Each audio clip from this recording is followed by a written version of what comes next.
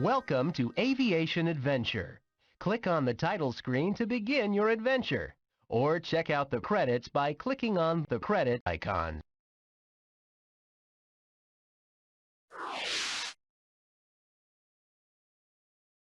This is the control tower. Explore the screen with your mouse and click to take off.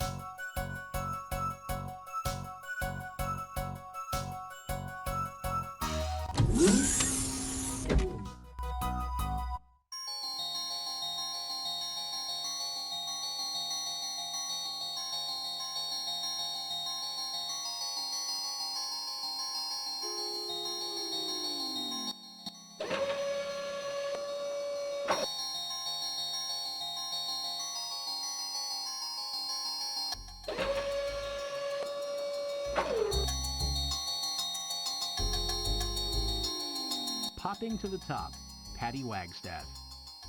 Patty Wagstaff is a famous name in aviation.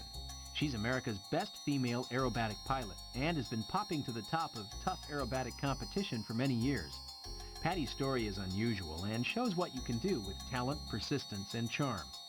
How did a 38-year-old who'd never flown a loop or a roll until she was 32 get so far so fast? Persistence and practice. The training of good aerobatic pilots is more an art than science. Instruction from the best in the business and entering contest after contest is a key to making it to the top. Patty will fly 7 months a year to and from numerous contests and dozens of air shows in Canada and the U.S. Her airplane, a low-wing monoplane built in Germany, is the finest aerobatic aircraft in the world. It has a modified 260 horsepower 6-cylinder engine with a constant speed 2-blade prop. It lifts off at 55 to 60 miles an hour and lands at 90. The airplane stalls at 57 miles an hour, climbs 3,000 feet per minute, and rolls 360 degrees in 1 second. Aerobatics are performed in the box, an imaginary cube of air 3,300 feet to the side with a top of 3,500 feet above ground. The floor level of the box varies depending on the competitive class. Generally, 5 judges rate each maneuver. Ratings are multiplied by a K-factor, which is a measure of the maneuver's difficulties. The judges' ratings multiplied by the K-factor give the pilot's score for the maneuver. Like most competitive sports, aerobatics is at least half mental, and that means that successful competitors have to be good at psyching themselves and others. Click on the print icon to print a more detailed article.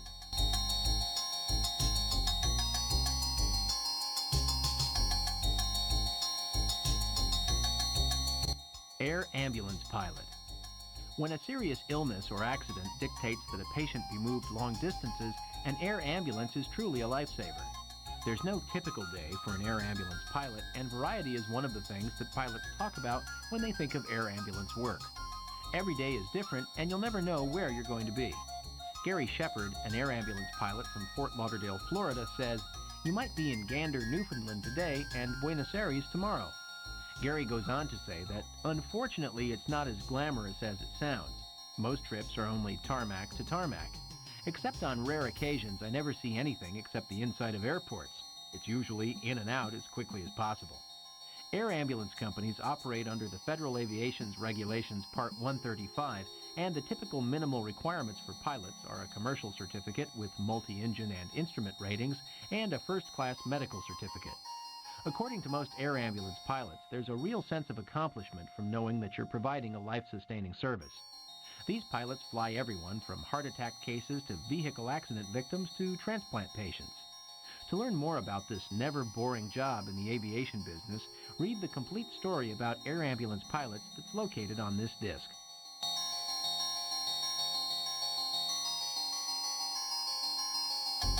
Agricultural pilot. The route of our food products from the farm to our table is a long and interesting one. Food production has many steps to it, and aviation often plays a key role. Sometimes we all take for granted the food we find in the supermarket and in our refrigerator. An important part of the food chain is protecting it while it's in the fields from insects and all kinds of crop diseases. Oftentimes that job falls to the agricultural pilot flying a specially built ag airplane. In farms around the country, and in fact around the world, ag pilots perform a kind of precision, cut-it-as-close-as-you-can type of flying that's rarely used in any other segment of aviation. Statistically, ag flying is among the safest segments of aviation. There are fewer fatalities per 100,000 hours in ag work than in other aspects of general aviation, except corporate jets flown by professional pilots. Agricultural aircraft are particularly strong and are often called flying tanks. Many people feel that agricultural flying is the last area of aviation that can be truly compared to the barnstorming days of old. While there is a strong movement to try to grow food without the use of chemicals, it's been found that around the world the most economical way to make sure we all get fed and that the plant diseases and insects don't get to the food before we do is with the use of the proper chemicals applied by agricultural aviation to our crops. Most agree that it would be impossible for U.S. farmers to grow today's yields on today's smaller crop lines without the assistance of modern technology, and that includes agricultural airplanes. Click on the print icon to print a more detailed article.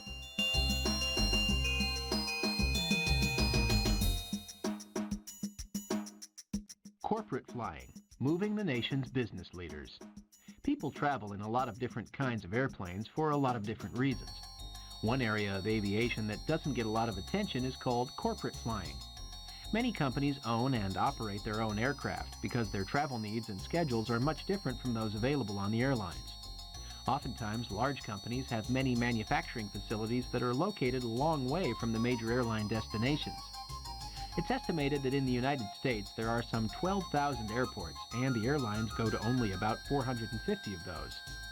In many cases, it's much more efficient for a company to own their own airplane and use it to go into smaller airports to visit with either their customers or their own on-site employees and partners.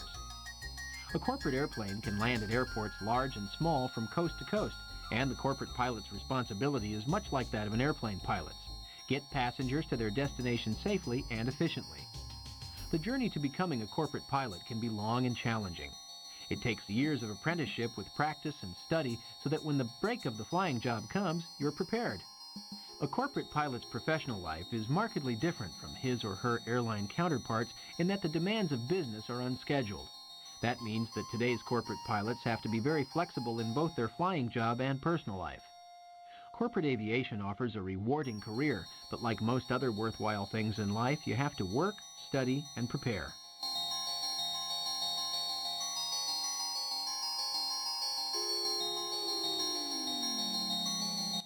Fire, saving our forests. Fire. Each year it destroys hundreds of thousands, sometimes millions of acres. Unlike house fires or businesses that catch on fire, there are no local fire hydrants to help battle the blazes. Fighting forest fires comes down to manpower and the right equipment.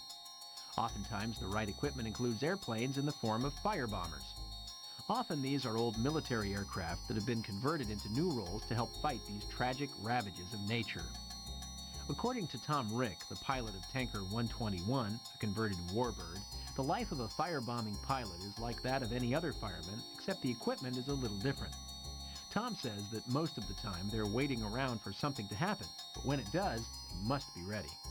Firefighting with airplanes was brought to life in the movies with the box office hit Always. The images in that motion picture captured what tanker pilots are doing when a forest fire hits. It takes about 3 to 5 years flying co-pilot in a firebombing aircraft before an individual can become a captain.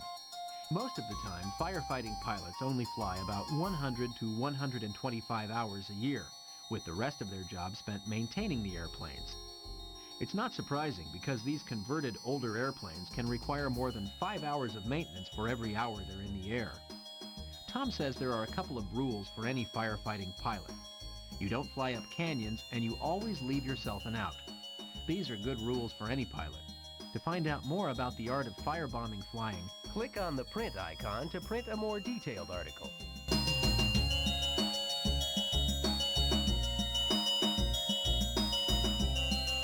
Banner towing, flying an aerial billboard. Advertising is everywhere. It's estimated that the average individual is exposed to thousands of commercial messages every day.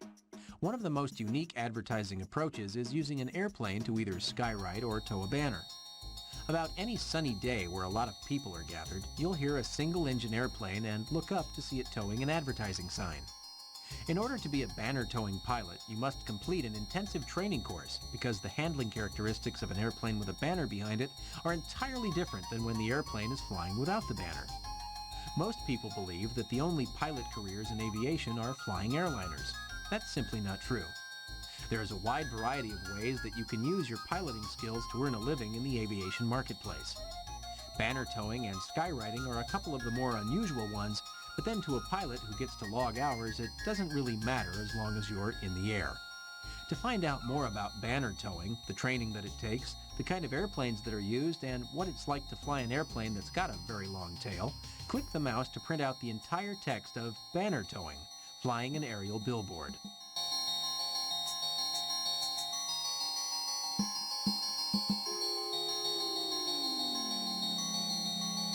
Reflections of a full-time CFI. Teaching people to fly is a lot different from any other of the teaching professions because the classroom is three-dimensional. Flight instructors are at the heart of aviation. Without them, there would be no student pilots or, for that matter, airline pilots. There would be no industry and no FAA. Many call flight instructors not only aviation's past, but aviation's future. Their job is to impart the skills and knowledge that they've acquired to others, and as professional pilots, flight instructors have chosen a demanding vocation. In the United States, there are about 65,000 certified flight instructors, but most are not actively teaching.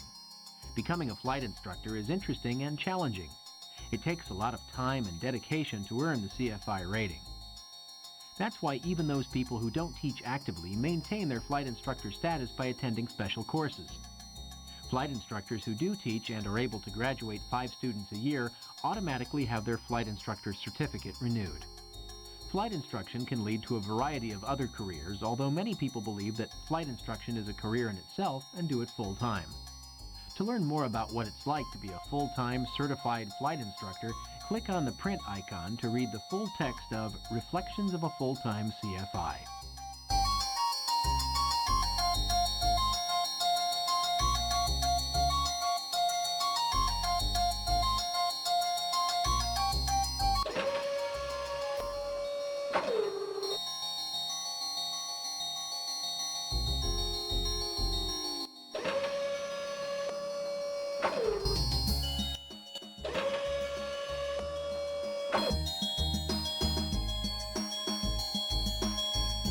Black box basics. If there's one thing pilots dislike more than anything else, it's surprises. That's why they get weather briefings and perform pre-flight inspections before every flight. But what's inside the cockpit can also present some surprises, and while instruments are for the most part very reliable, it seems that every aircraft has a different complement of avionics. The word avionics comes from combining two other words, aviation and electronics. As the word would indicate, avionics are the radios that are used by all kinds of aircraft to communicate and navigate. Any typical airplane, whether it's large or small, will have certain avionics that send out or receive, sometimes both, different radio frequencies. For example, communication radios operate at very high frequencies. The range for aviation radios are 118 to 136.975 kilohertz. Other types of radios, such as navigation, marker beacons, radar, or automatic direction finders, all work at different frequencies. Each piece of avionics equipment is designed to do a specific job. Communicating and navigating are a very important part of the aviation experience, and without avionics, that job would be much more difficult. To learn about which types of avionics do what kind of job in the airplane, you'll want to read the entire text of Black Box Basics by Robert N. Rossier. In the article, he explains how each of these aviation radios operate and what to look for as you're using them. Today's sophisticated avionics can reduce workload and add tremendous enjoyment to anyone's flying. But in order to take advantage of them, you have to know their operational ins and outs. This story can help you do that. Click on the print icon to print a more detailed article.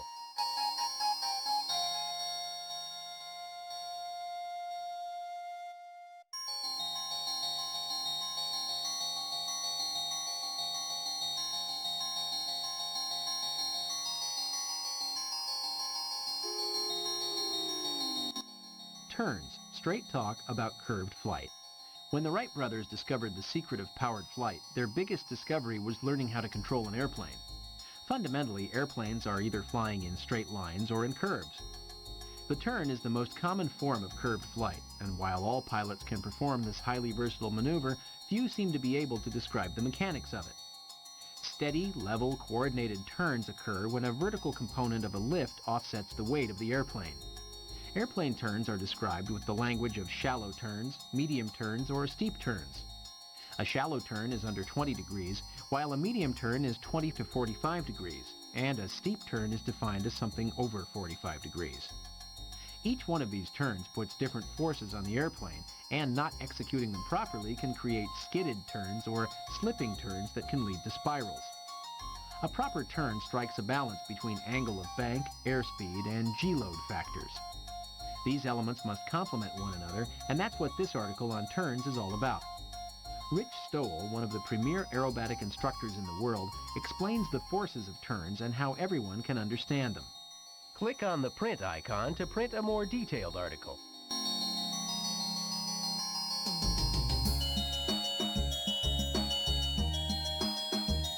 Floating on air, the magic of flight explained. Anyone who has witnessed a fully loaded Boeing 747 sail down the runway and then lift majestically into the sky must surely be awed by the event. How can an 800,000-pound object lift itself off the ground, riding an invisible substance you cannot feel between your fingers? Often when you ask someone to explain the various theories of flight, you'll get explanations that go from the quaintly ridiculous to mind-numbing scientific discourses on molecules. All of them will hold some element of truth, but that doesn't mean that they're useful or even understandable. Understanding the fundamental forces and dynamics of flight is not only interesting, but also a lot of fun. Man has been thinking about flight from earliest recorded history.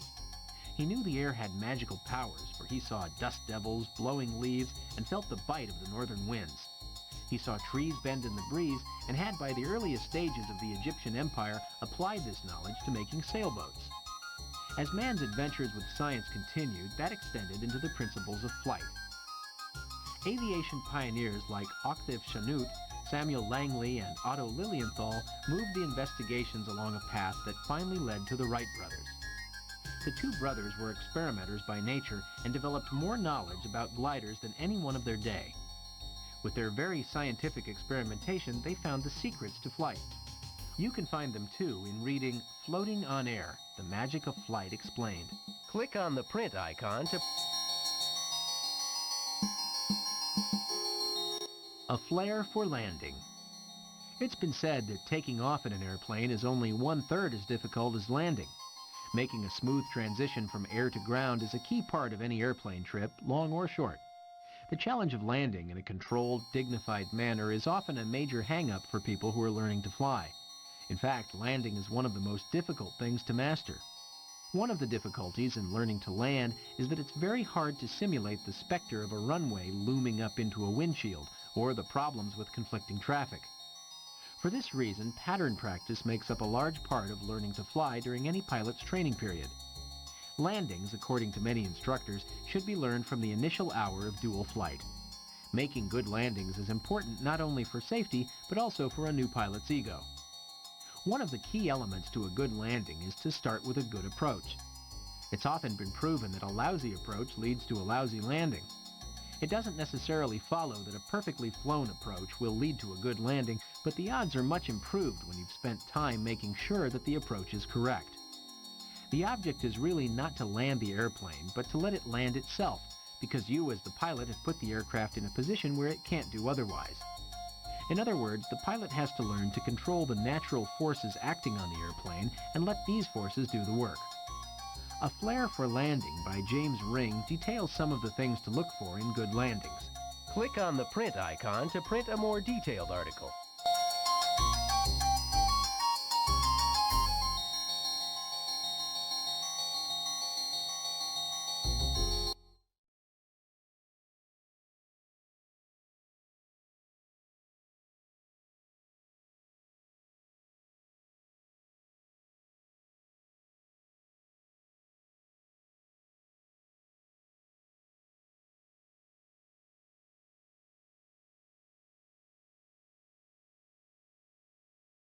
How does a helicopter fly?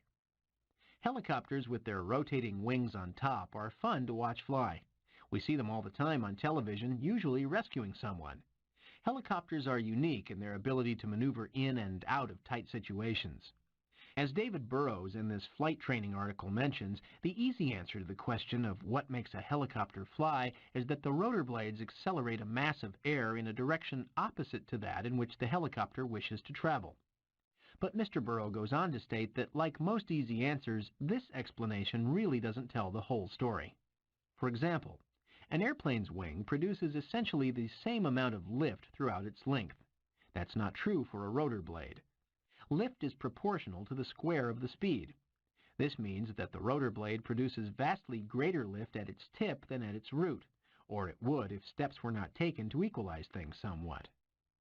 Helicopter washout, angle blade, induced flow speed are all discussed in the full-length story on what makes a helicopter fly.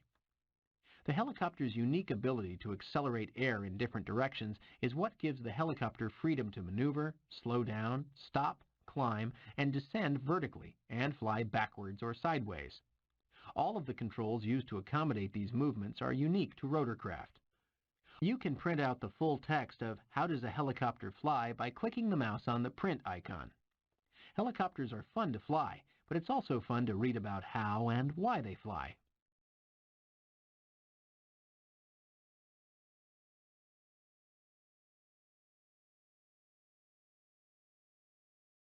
All units return to tower.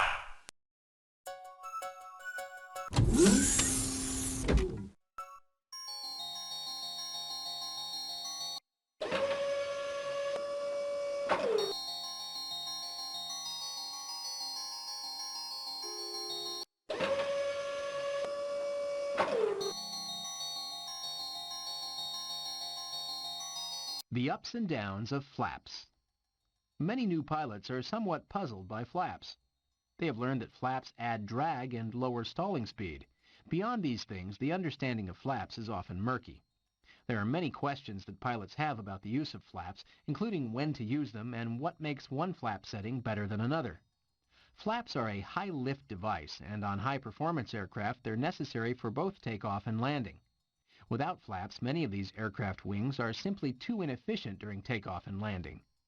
These types of aircraft are designed for high-speed flight, and that means their wing does different things in cruise than in landing and takeoff configuration. The way to compensate at these lower airspeeds is to use flaps to increase the maximum lift attainable for any given wing size. But on any airplane, the moment you do one thing, you change something else. It's the same with flaps. When they're extended, they also increase drag and shift the operating angle. When they're deployed, they also degrade lateral control and reduce available maneuvering load factors. All of these reasons mean that flaps must be used with caution, understanding, and good judgment. In the story, The Ups and Downs of Flaps, you learn that flaps do more than slow you down.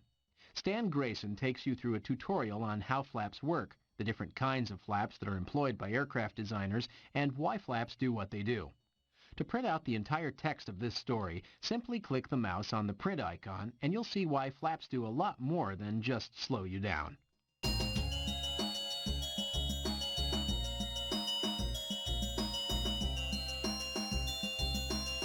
What? Me fly? Why not? Have you ever thought about taking flying lessons? Thousands of people before you have learned to fly. There are a lot of reasons to learn how to fly. An airplane can be useful in business. You can cover more territory in less time. Flying is also great for taking family vacations. But many people learn to fly just for the sport and fun of it. There's no such thing as the typical pilot. People come from all walks of life, are all ages, sizes, and colors. In the United States, there are approximately 700,000 licensed pilots, and each year about 70,000 new people decide to take flying lessons. Getting started is easy. Many local airports offer introductory lessons where you can decide if it's something you want to do. Once you say yes, you can learn to fly at your own pace, and frankly, learning to fly is as hard as you want to make it. You are learning a new skill, and there are certain procedures and techniques that must be mastered. But if you keep an open mind and are eager, learning to fly is something just about everyone can do. Is it expensive to learn to fly? Are there special qualifications you need? Is flying safe? How do you get insurance when you're learning to fly? Should you own an airplane? What about advanced training and additional ratings? For answers to all of these questions, Click on the print icon to print a more detailed article. and you'll get the kind of information that will make you say, why not?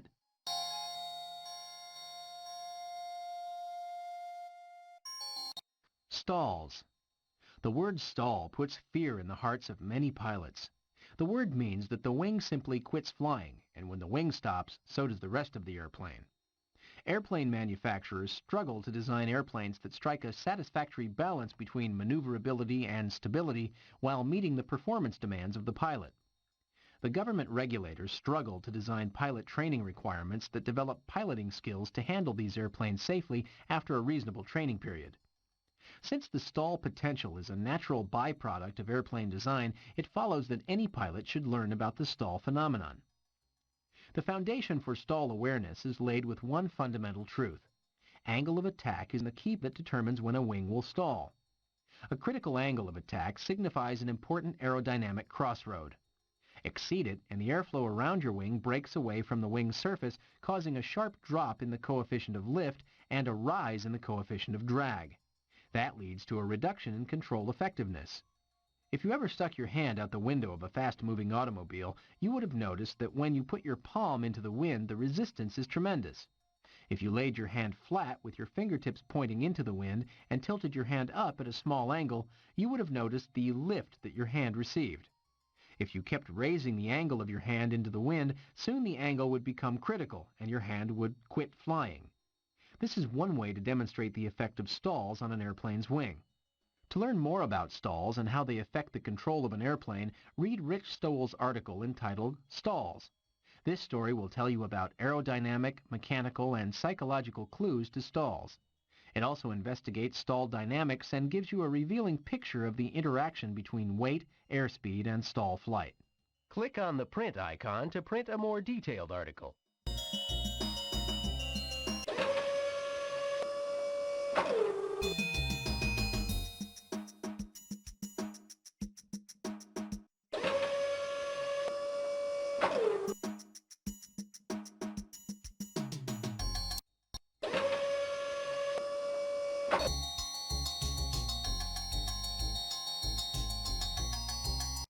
Voices from the sky, giving traffic advisories from a bird's point of view. Traffic reports air everywhere. They tell you the best way to get home during your morning or evening commute. In cities around the country, Skywatch traffic reporters keep drivers informed of what lies ahead. One such traffic reporter is Dick Dillon of KYGO Sky Rover in Denver. Dick spends from 6:30 to 8:30 in the morning and then again from 4 to 6 in the afternoon in a specially equipped Cessna 172. This airplane has lots of antennas and special transmitter equipment that allows Dick to communicate with not only the public, but police departments and other folks who can help provide information on just what the traffic is doing. Airborne traffic reporting is something that many people take for granted, but if it wasn't there, it would make their commuting lives much more difficult. The job of airborne reporter isn't for a rookie. Flying the visual flight rules and busy terminal control areas can be hectic, but at the same time there are a lot of other things going on in the cabin. The traffic reporter has to listen to the radio stations, observe the rush hour traffic, read the specially equipped teletype machine, and, of course, make the traffic reports on cue. Dick Dillon in Denver believes he has the best job in town, even though the hours are sometimes a little long. To learn more on what it takes to become a traffic reporter in the sky, click on the print icon to read the story about Dick Dillon's adventurous job.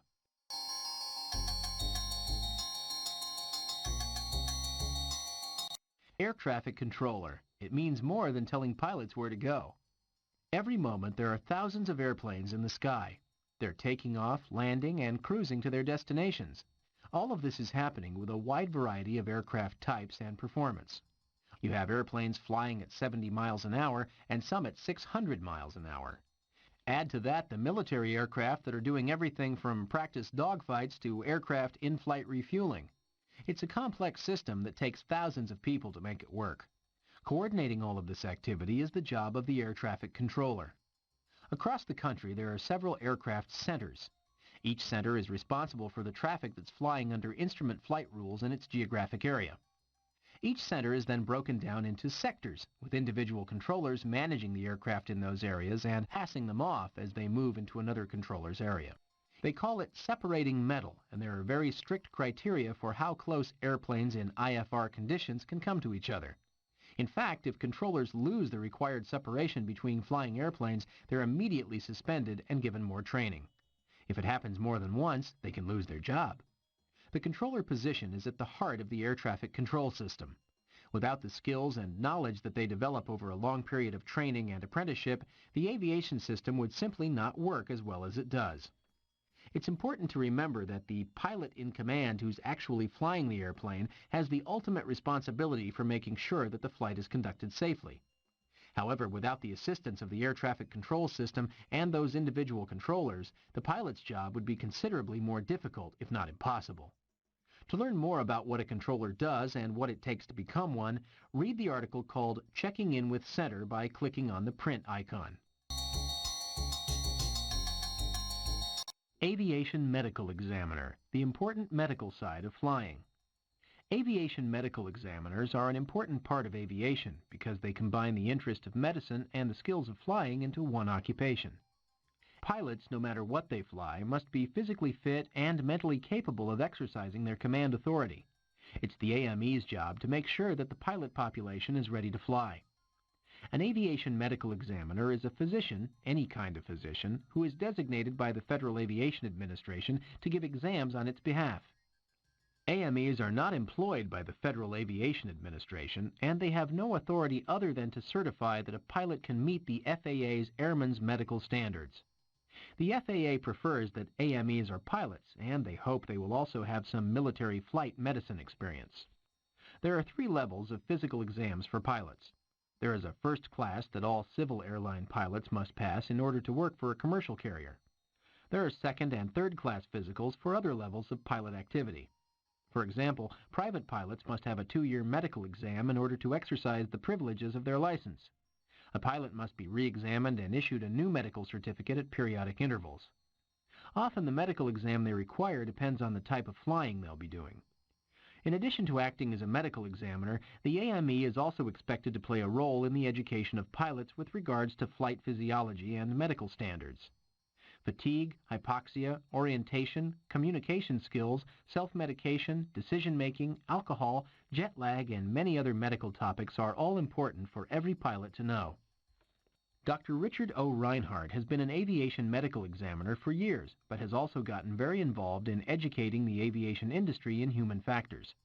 To learn more about aviation medical examiners and some of the work of Dr. Richard Reinhardt, click the mouse to print out the entire text called Dr. Richard O. Reinhardt, Aviation Medical Examiner.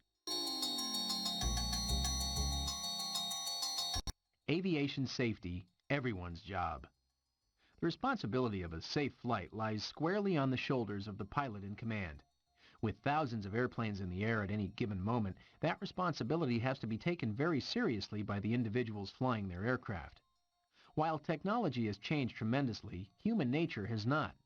It is still human beings flying airplanes, and humans are prone to making mistakes. In fact, it's estimated that at least 60 to 90% of all accidents are caused to some degree by human factors in aviation. In other words, most of the time it's not the equipment that breaks down, but pilots. Every accident is caused by a number of factors in a chain of events that leads to the final outcome. One of the roles of an aviation safety manager, often called an Accident Prevention Program Manager, APPM, is to educate pilots and keep them aware of the potential mistakes that they can make. Helping pilots develop a sixth sense is an important part of any safety manager's job. Click on the print icon to print a more detailed article.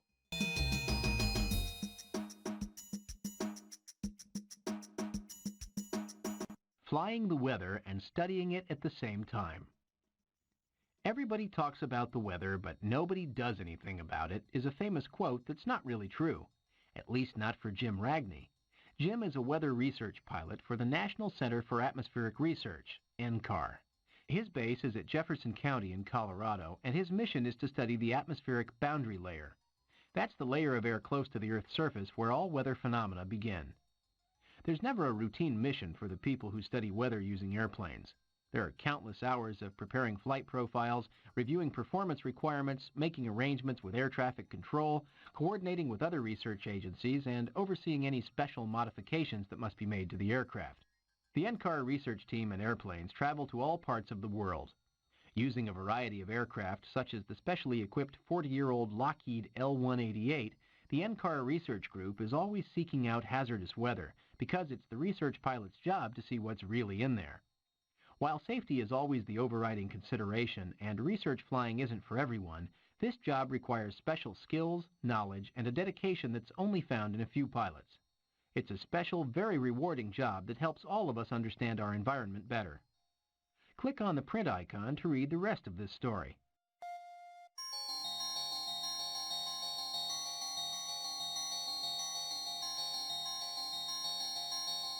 Women in aviation.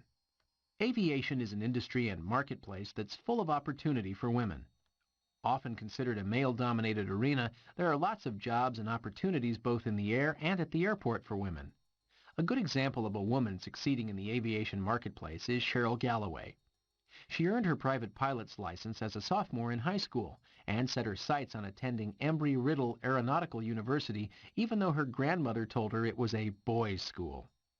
Cheryl's father encouraged her to be whatever and whomever she wanted to be without limitation and always emphasized the sky's the limit philosophy. Acquiring sales and marketing skills added to Cheryl's credentials, and while she did not want to be a hands-on technician or professional pilot, her background has helped her prepare for a wide variety of roles in the aviation industry. Cheryl says, sales positions in this industry are unique. The reason I was given the opportunity is because I made an effort when I was in college to become qualified in more than one area. The combination of my business and technical skills with my previous sales experience and carefully cultivated contacts proved to be just the right tools to meet my aviation challenges. Cheryl also offers some advice for other people who want to work in aviation. Once you've decided on an aviation career, you may have a difficult time deciding which area of the industry to pursue. But don't get frustrated because there are so many exciting options, she says. As Cheryl goes on to say, the aviation profession is an exciting and sophisticated career. It's a challenge. But once you decide to make a commitment, not even the sky is the limit. Click on the print icon to print a more detailed article.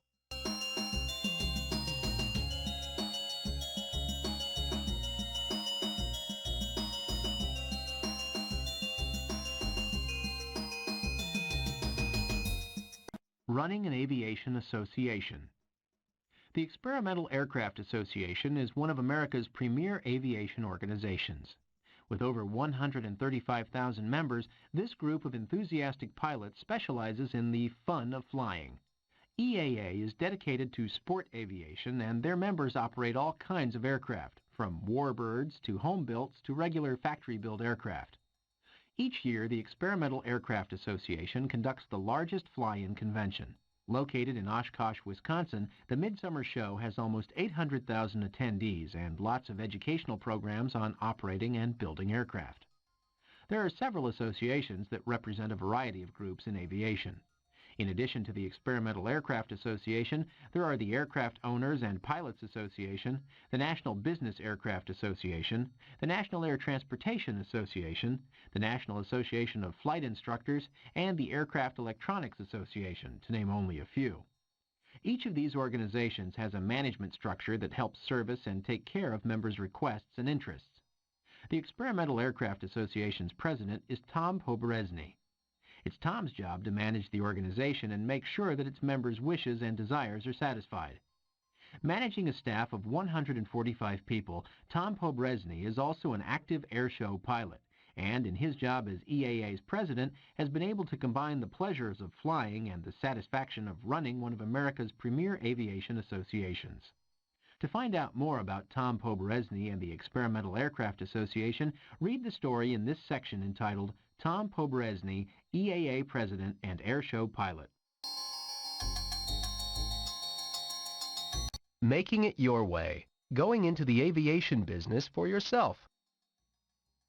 When people talk about aviation, they generally think of flying airplanes, and that's certainly an important part of the aviation business. But there are a lot of ways that people make a living in aviation other than flying airplanes. Aviation is a glamorous and exciting field no matter what you do. Airplanes need to be maintained and serviced, scheduled, financed, sold, or in other words, it takes a lot more than a pilot to keep airplanes in the air. John and Martha King of King Accelerated Ground Schools have turned their love of flying into rewarding business careers. Through their ground school classes and in their home videotapes, they've trained more pilots than just about anyone else. Thousands of pilots use their home study courses to help them understand and pass the Federal Aviation Administration written aviation exams. The Kings are an excellent example of how the entrepreneurial spirit is very much alive and well in aviation. An aviation-related business oftentimes combines the enjoyment of flying and the rewards of a business career. In addition, you're dealing with some of the best clientele in the world, pilots. As John King says, pilots buy out of enthusiasm, not out of necessity. Even professional pilots choose their careers because of their passion for flying. You're doing business with one happy group of people, and that's a lot of fun. For more information on how to start your own aviation-related business and some of the rewards that it offers, click on the print icon to print a more detailed article.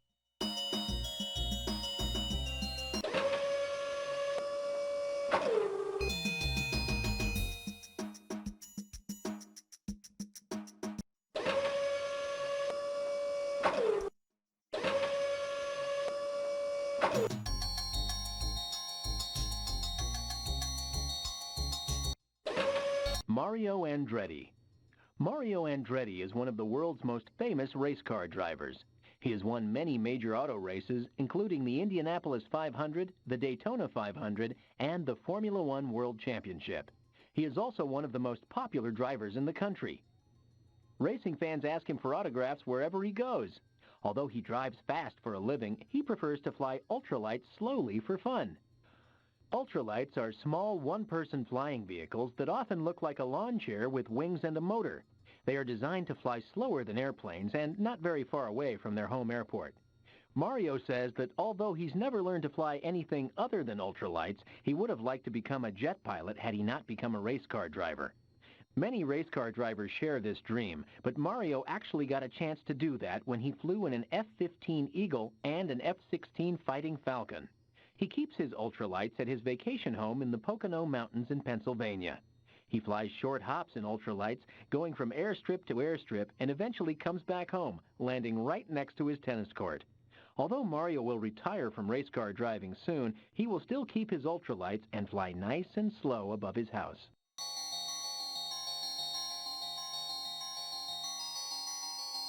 Hoot Gibson, Space Shuttle Commander. Have you ever wondered what it is like to sit in the space shuttle while it's blasting off? For Space Shuttle Commander Robert Hoot Gibson, a shuttle launch is 100 times better than any amusement park ride anywhere. The liftoff itself is the greatest ride in the world, Hoot explained. No roller coaster or tilt-a-whirl comes close to flying in a space shuttle. It's the most exhilarating ride anywhere. Hoot should know. Before he became a NASA astronaut, he served in the Navy as a fighter pilot. He's flown some of the hottest jets in the world, including the F-14 Tomcat. I always wanted to be a pilot, he explained. I grew up with aviation because my mom and dad were pilots, so I've been flying an airplane since I was a little kid. My big goal in life was to become a test pilot, Hoot said. I was well on my way to achieving that goal when NASA came up with the idea of a space shuttle that you could actually fly like an airplane. That's when I really got interested in the shuttle program and thought, hey, that's for me. I want to do that. So I structured my plans to become an astronaut. In 1978, Hoot was one of the 15 astronauts selected by NASA as pilots for the Space Shuttle program. Since that time, he has participated in 4 missions, 3 as a spacecraft commander. Hoot said anyone thinking about a career in the space program should focus on engineering, science, or math. Even during elementary, middle, and high school, you need to concentrate on science and math, Hoot explained. I think that's great because science and math are fascinating. Space and aviation can be great motivators and get people interested and involved in these areas.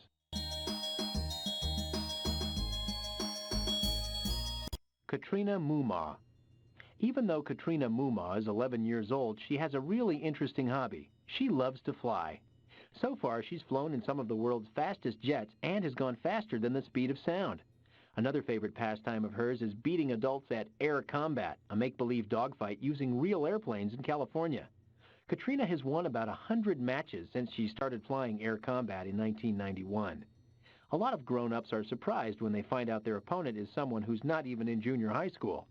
But Katrina surprises them and often beats them with her great flying skills. Although an experienced pilot goes with everyone who flies at Air Combat USA, Katrina has started flying lessons on her own. She won't be able to buy her own airplane until she's 16, but she's already learning the things pilots need to know to fly safely. Katrina has become a celebrity in some places and has appeared on TV and in newspapers many times. Her dad has helped her learn more about aviation by putting all kinds of airplane parts and other aviation artifacts in their house. Katrina's long-term goals are to become a test pilot and an astronaut. She says she wants to lead the first manned mission to Mars.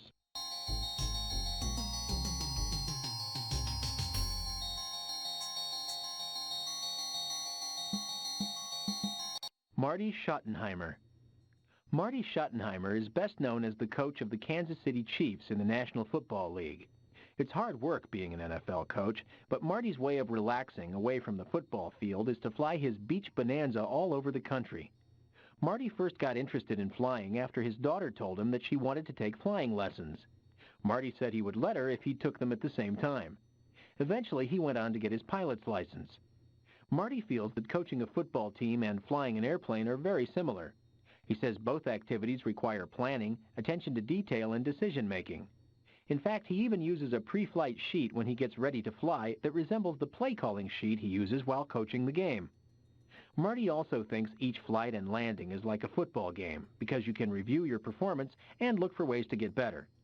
More than anything, Marty says he likes the challenge of flying and becoming good at something new.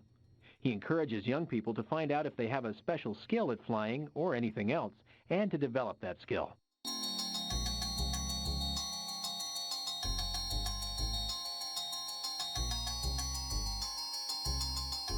Neil Armstrong. In 1969, a man walked on the moon for the very first time. That man was Neil Armstrong, and his fame is due to taking those first steps during a space mission named Apollo 11. Armstrong says that he was just in the right place at the right time and was able to take advantage of the opportunity when it appeared. Actually, Armstrong has been much more than an astronaut. He has been a test pilot, a teacher, a businessman, and even hosted a television show. Armstrong took his first airplane ride when he was 6 years old and learned to fly when he was 16. He worked in a grocery store to earn money to pay for flying lessons. Armstrong says he still learns more about flying every time he flies an airplane. In school, Armstrong took classes that weren't very popular, but helped him to understand more about aviation. He eventually flew all kinds of airplanes in the Navy, but was surprised when he was picked to be an astronaut. Armstrong says young people today can learn a lot more about the world of flight because of computers. He also says that building models is also a great way to discover more about flying.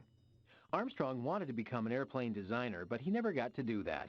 By using his brains and his opportunities, he has made a very special mark in history.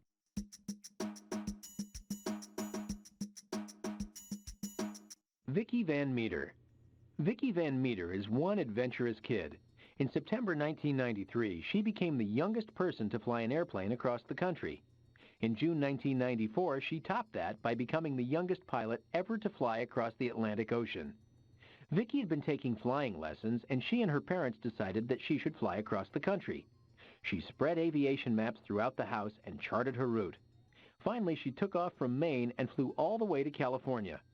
Reporters gathered to ask her questions, and she appeared on TV and was written about in newspapers all across the nation. Afterward, Vicki was invited to NASA's Johnson Space Center in Houston and to the White House, where she met Vice President Al Gore. It took 2 days for Vicki and her flight instructor to cross the Atlantic Ocean and land in England. A group of fans, including her parents, were waiting to welcome her when she arrived. On both flights, Vicki handled all the details of flying by herself. She also inspected the airplane before each flight to make sure everything was in order before takeoff. Her plans for the future include getting her pilot's license and eventually going to the Air Force Academy. She may even become an astronaut.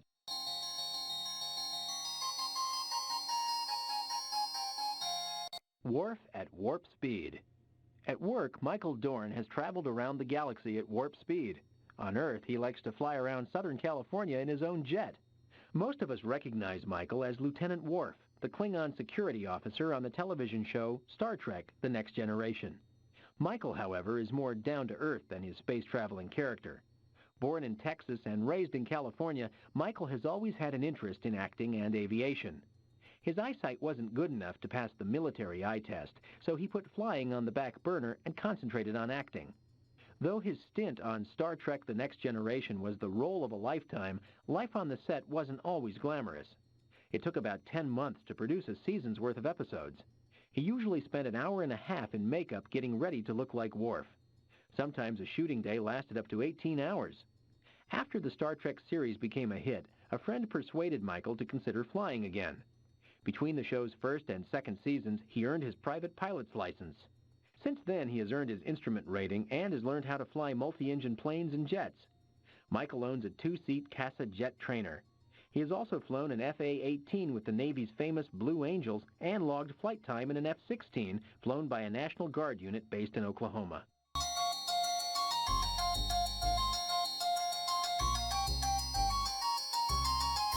Terran Smith. You would probably recognize Terran Noah Smith if you've ever watched the TV show Home Improvement. He plays the youngest son, Mark Taylor, on the hit show. What you probably didn't know, however, is that Terran loves to fly in airplanes, especially the one his dad built. Terran's grandfather is also a pilot, so Terran grew up around airplanes. He and his family came to the EAA Fly-In convention in Oshkosh, Wisconsin in 1993 to see the big show. He got to see the air show, all the neat airplanes, and even got to ride in a blimp. While he was in Oshkosh, Terran went for a Young Eagles ride, joining thousands of kids who have discovered more about the world of flight. He flew in an airplane called a Vixen and got a Young Eagles certificate. Although Terran had to leave Oshkosh and go back to Hollywood to tape another episode of Home Improvement, he said he would come back again. He also said he found his dream airplane. He told his dad that he would like to get a BD-10 jet so they could fly almost as fast as the speed of sound.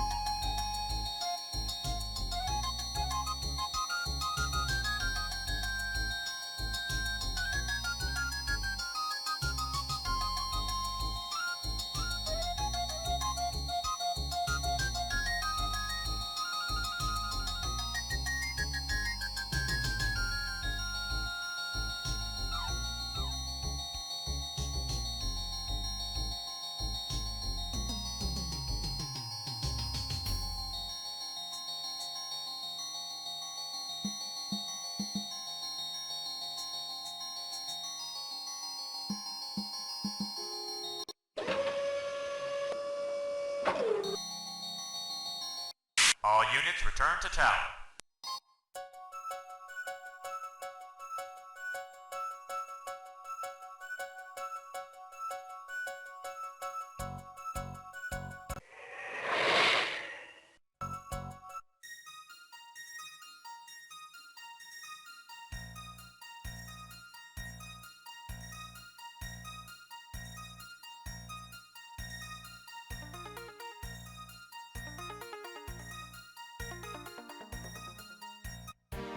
Balance and angle of attack. A plane's center of lift lies along its fuselage, at a point even with the thickest part of its wings. Since lift pulls a plane upward while gravity pulls it down, a plane's nose will tend to pitch up or down if the plane's center of gravity is behind or forward of its center of lift. In practice, a plane is most stable when the center of gravity is slightly forward of the center of lift, and the resulting tendency for the plane's nose to pitch down is trimmed by an opposing force generated by the elevators. Drag created by the elevators also helps control unwanted yaw, or spin. The angle at which the wings meet the air is called the angle of attack. An effective angle of attack increases lift by deflecting the air striking the underside of the wing downward, and by causing the air flowing over the top of the wing to travel along larger curves. The result of this is greater air pressure beneath the wing than above, imparting an upward force on the wing. Too great an angle of attack, however, causes the air passing over the wing to become turbulent, and lift is no longer created. This is called a stall. A paper airplane's balance can be adjusted by adding weight to the nose or tail, or by altering the location of the weight of the paper by folding in a different place. The angle of attack is adjusted both by altering the center of gravity of the plane and by adjusting the elevators.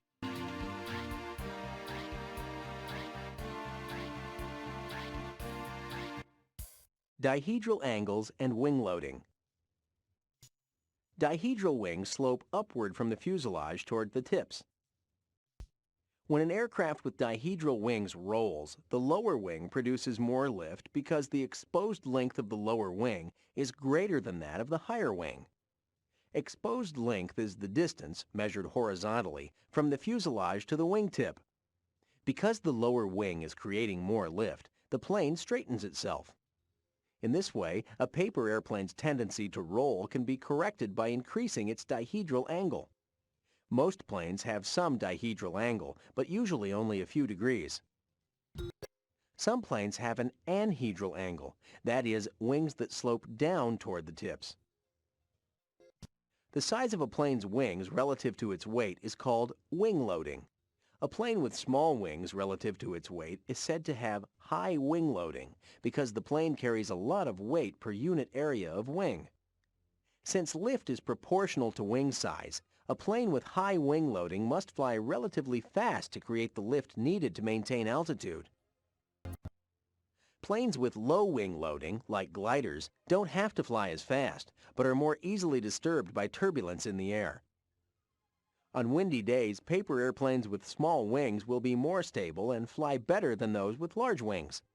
In calm weather, planes with large wings perform better because they have more lift.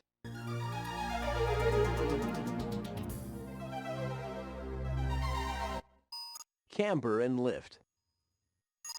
A wing's camber is the amount of curvature the wing has on its upper surface. In the 18th century, Swiss mathematician Daniel Bernoulli discovered that as a fluid, such as air, increases its speed at a particular point, the pressure it exerts at that point decreases. Air traveling over a camber must travel a greater distance in the same amount of time as the air flowing under a camber, so it moves faster, thereby reducing pressure. This imbalance creates the lift that allows a plane to fly.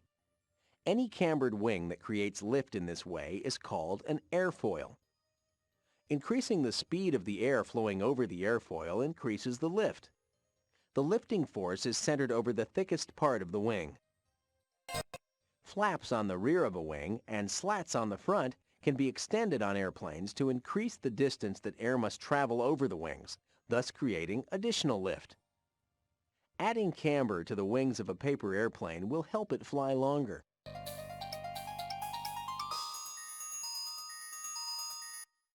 Control. Airplanes can rotate in 3 directions.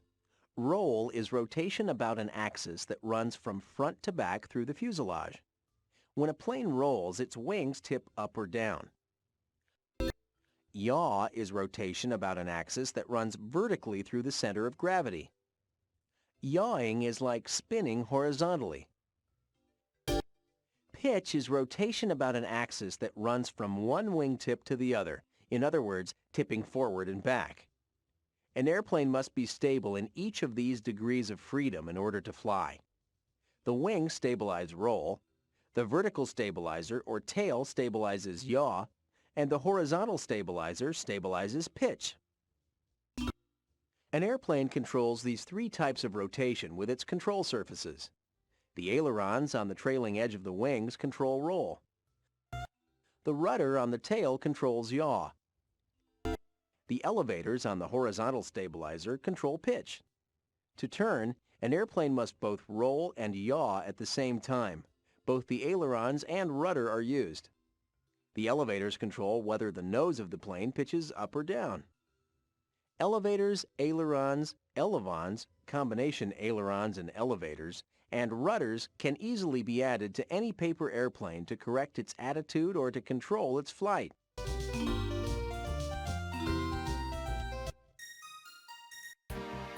The javelin.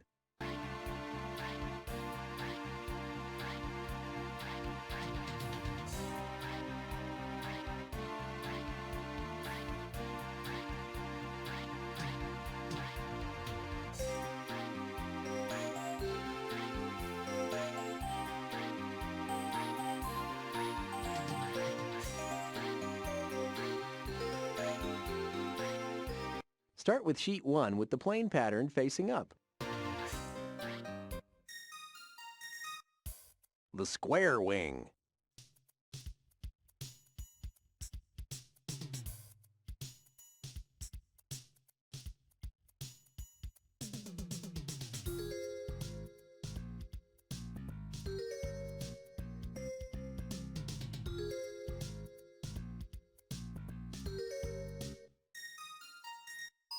The barnstormer.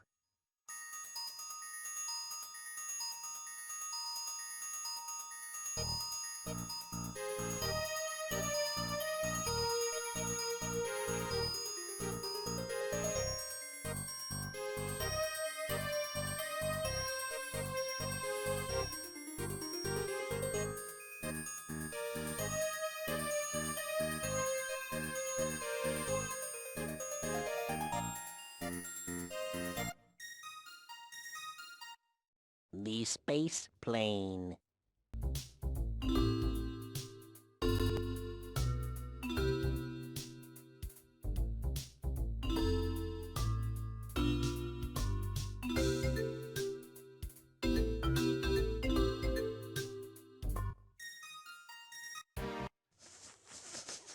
The Viper.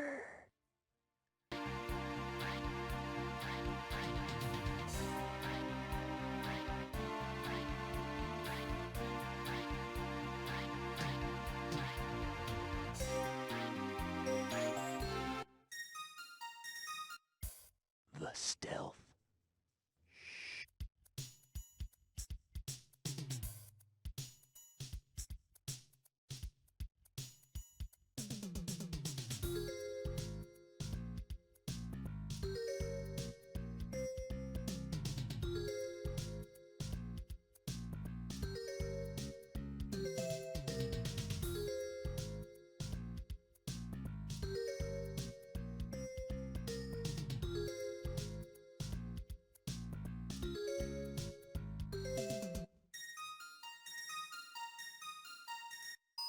The Aerobat.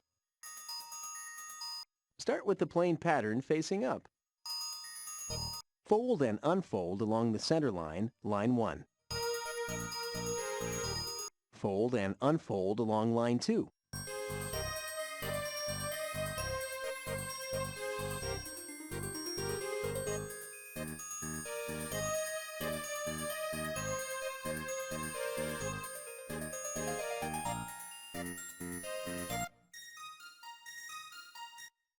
The Bat.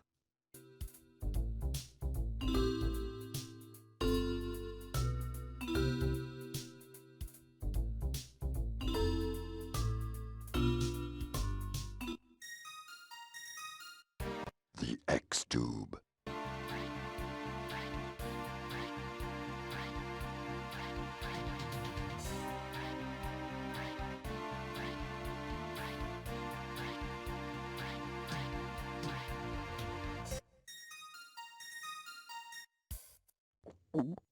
The Swallow.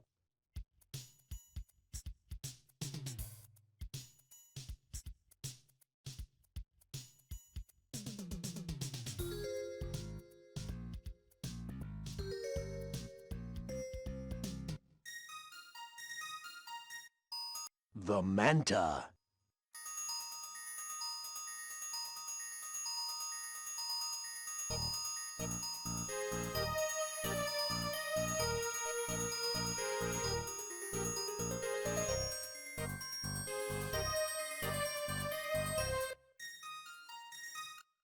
The Catfish.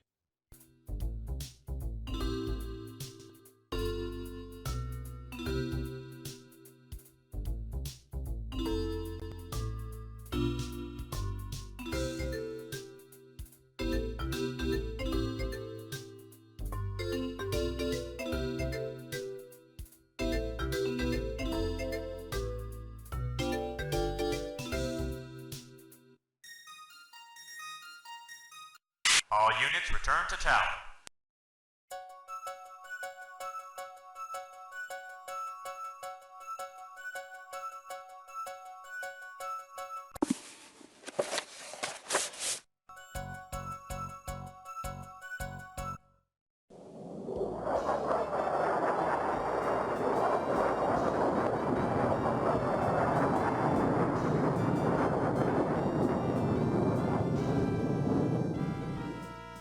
Moscow, Russia. Though in a deep economic crisis, the Russian aircraft industry has for now kept much of its design and production potential. This could change though, since most future combat aircraft programs have either been cancelled or are in danger of being cancelled. The fighter of the future, whose program is most advanced, is the Mikoyan Object 142. Little is known about the fighter, which is being developed as a Russian equivalent to the Lockheed F-22 Advanced Tactical Fighter. If budget problems do not kill the project, the 30-ton class fighter will be among the first Russian stealth aircraft, and is likely to have advanced engine features to give high cruise speed without the need for afterburners. Mikoyan officials have complained, however, that development of this new generation engine is lagging behind schedule. A much larger aircraft was studied by Mikoyan for the Russian Air Defense Force, ADF, but is now believed to have been cancelled. Like the Air Force's Object 142, the ADF's Object 701 was to use super cruising engines that do not need afterburners to maintain supersonic speed. This improves fuel consumption, but more importantly, cuts down on the infrared emissions of the exhaust, making it harder for the aircraft to be seen on long-range infrared sensors. This would have been a useful advantage for a stealthy interceptor like Object 701. New advanced versions of the MiG-29 Fulcrum and Sukhoi Su-27 Flanker are also being developed, but have run into serious budget problems. The MiG-29M is a close equivalent of the Americans' McDonnell Douglas FA-18C and is designed to be a multi-role fly-by-wire tactical attack aircraft. Sukhoi is working on several advanced versions based on its large but agile Su-27. One is the Su-30, a tandem twin-seat multi-role version of the Flanker. Another side-by-side version is the Su-34, which is designed to perform missions similar to those of the Americans' McDonnell Douglas F-15E. The Su-35 is equipped with tiny forward wings, or canards. Development is continuing, but without much financial support from the government. Work on an advanced version of the MiG-31M Foxhound has also been stopped due to cash shortages.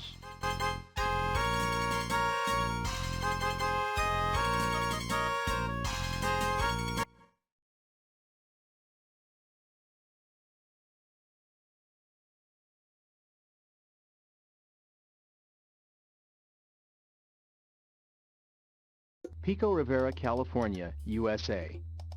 As the final touch in reducing the amount of radar energy a stealth aircraft reflects, it has become common practice to coat it with one or several different radar-absorbing paints. Each is designed to deal with certain segments of the electromagnetic spectrum that make up radar energy. Radar-absorbing paints tend to consist of liquid chemical bases mixed with carbon or iron oxide powders. Still, other coatings come in the form of sheets impregnated with iron oxides. These sheets, which are used on the Lockheed F-117 and Northrop B-2, can be cut or shaped to fit the outside surface panels of the host aircraft. Derby, England. Jet engines are getting quieter. Most new jets with the current technology are already much less noisy than their ancestors. Some of the older generation will need to be hushed because of new noise abatement laws. These Stage 3 laws state that older jet aircraft with older engines will not be able to fly from airports in the United States and from many other parts of the world after December 1999. Much of the noise from a jet engine comes from the violent mixing that takes place between the hot gas jet coming from the core of the engine and the cold air around it.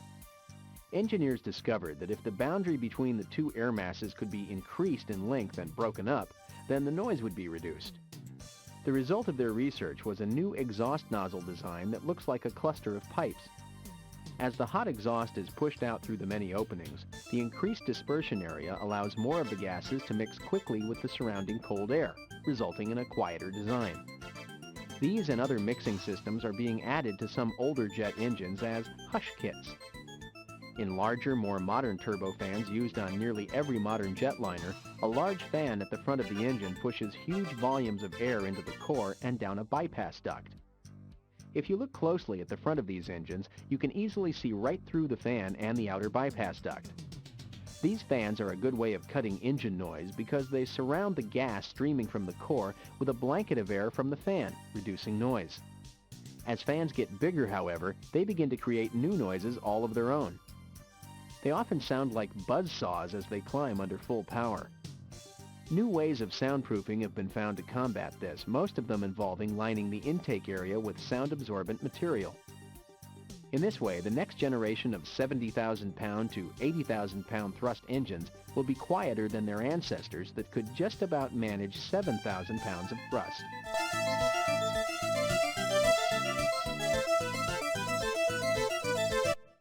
Fort Myer, Virginia, USA. Modern military aviation officially began on August 2, 1909, when the Aeronautical Division of the U.S. Army Signal Corps took delivery of a Wright Model A. The aircraft was handed over at Fort Myer, Virginia for $30,000 and was the first conventional winged aircraft ever sold for military use.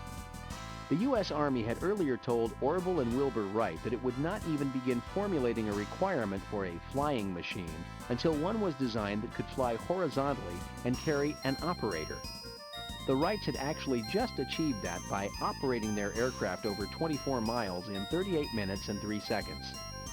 Following the sale of the Wright biplane, the first aerial weapons experiments began. In January 1911, Lieutenant Myron Crissy became the first to drop a live bomb from an aircraft when he launched it over the side of a Wright biplane. The year before, Lieutenant Fickle became the first to fire a rifle from an aircraft while flying in a Curtiss pusher. In 1912, the U.S. Army again received money for more planes and began evaluating a range of aircraft. At this time, Glenn Curtiss began the drive to standardize on one style of aircraft, and with British engineer Douglas Thomas developed the Curtiss JN-4 Jenny. This famous biplane was the equipment for the first Aero Squadron that formed at San Diego, California. Few at the time realized what power these frail-looking aircraft were to bring to the world's war machines.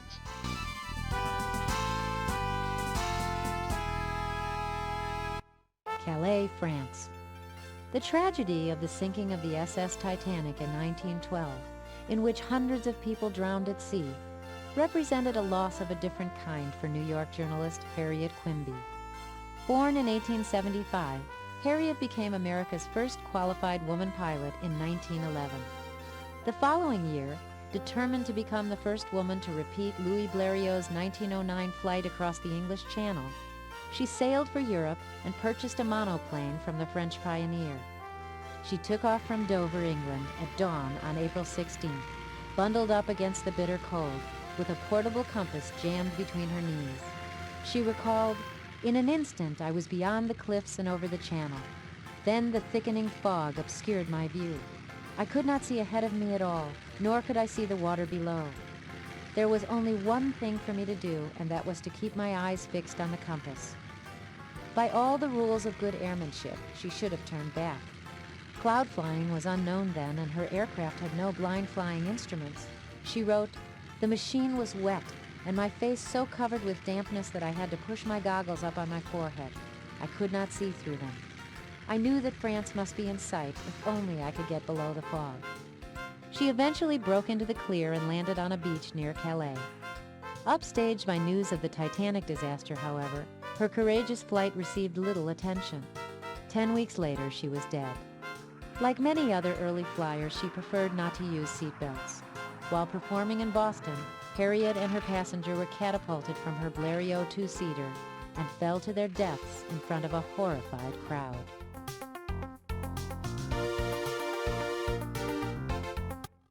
Beijing, China.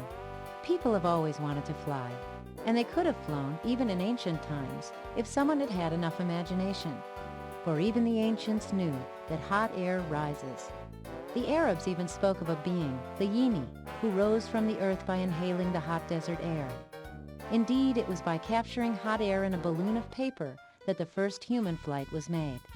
But that wasn't until the 18th century. Until then, human flight remained the stuff of myth and fantasy. Amongst the earliest stories is one telling of the inhabitants of the mythical 2,000-year-old Chinese kingdom of Qi. These people, described as having one arm and 3 eyes, were said to have flown about in winged chariots. One of the most famous myths about human flight is the story of Daedalus and his son Icarus. Having offended King Minos, Daedalus and his son were imprisoned in the labyrinth that Daedalus himself had constructed to contain the famous half-man, half-bull monster known as the Minotaur. Daedalus designed a daring plan for escape and fashioned wings for himself and his son by fastening feathers to their bodies with wax. They successfully escaped from the labyrinth and the island of Crete, but Icarus, exhilarated with the experience of flying, flew too high. The heat of the sun melted his wings and he plunged to his death.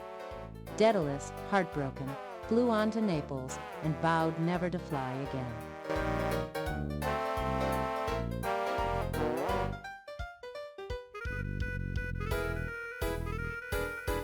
Dayton, Ohio, USA. The origins of all modern winged aircraft can be traced to the successful 1903 design of Wilbur and Orville Wright, two bicycle makers from Dayton, Ohio. Although theirs was not the first into the air, the Wright brothers' machine was the first to act like a modern engine-powered, pilot-controlled aircraft capable of sustained flight. The Wrights were almost beaten by the German Karl Jatto, who continued the work of gliding pioneer and fellow countryman Otto Lilienthal. Jatto made a series of hops of up to 200 feet in November 1903, but the 9-horsepower kite-like machine was underpowered and poorly controlled. Frenchman Clément Adet, who had covered 150 feet in a steam-powered, bat-shaped monoplane as early as 1890, had also encountered these problems. Steam-powered models were also tried by Dr. Samuel Pierpont Langley, secretary of the Smithsonian Institution, who was offered $50,000 by the U.S. War Department to build a full-scale version. His aircraft, powered by a gasoline engine, crashed on takeoff in late 1903, just before the Wrights' successful flight. The first officially recorded flights in Europe were made in 1906 by Alberto Santos Dumont in his 14-bis tail-first biplane, which was based on an Australian box kite design. A more successful box kite biplane design and the first real aviation production line was developed in 1907 by the French Voisin brothers. With their success, France became the center of world aviation. In 1909, the real possibilities of aviation became apparent when Frenchman Louis Blériot flew across the English Channel from France to England in his Type 11 monoplane. The same year, Englishman A.V. Rowe, founder of the famous Avro Company, flew a paper-covered 9-horsepower triplane. Aviation was really taking off. Kitty Hawk, North Carolina, USA. The youngest Wright brothers were obsessed with flight. As boys, they flew kites, studied birds, and built helicopter-like toys. As young men, they built and tested gliders. Without benefit of a formal scientific education, Orville and Wilbur snapped the last two pieces of the thrust-drag puzzle into place. They discovered that Langley's accepted theories of control were unreliable and that Lilienthal's air pressure tables were inaccurate. A frustrated Orville exclaimed that nobody will fly for 1,000 years. Forced to reject one existing theory after another, they decided to rely only on the results of their own experiments. To study how to control an aircraft, Orville and Wilbur built a wind tunnel in the winter of 1901 and carried out the first practical wind tunnel test in aviation history. They corrected the air pressure tables and realized the importance of an increased aspect ratio, that is, the ratio of wing length, span, to wing width, chord. This cut the induced drag in half and enabled them to design a working glider. In 1902, their glider flew successfully in 1,000 trials. So the brothers now turned to the search for a power plant. Charles Taylor, who worked in the Wrights' bicycle shop, helped Orville fashion an 8-horsepower engine that weighed less than 180 pounds. Orville had sought help from all of the automobile manufacturers, but none of them thought engine-powered flight was possible. Meanwhile, Wilbur was busy inventing general propeller theory. After a winter of experimentation, he came to the conclusion that a propeller is a rotating wing shaped as an airfoil. Nothing like that existed, so Wilbur used a hatchet and a draw knife to carve his own out of spruce. On December 16, 1903, Wilbur won the coin toss for their first engine-powered flight. But he climbed too steeply on liftoff, and 3 seconds later buried the nose of flyer number 1 in the sand. The following morning, Orville flew for 12 seconds. By noon, Wilbur had retaken the record by flying for 59 seconds. With the intellectual courage to fly in the face of all the published aviation theories of the day, Orville and Wilbur Wright put man in the air permanently.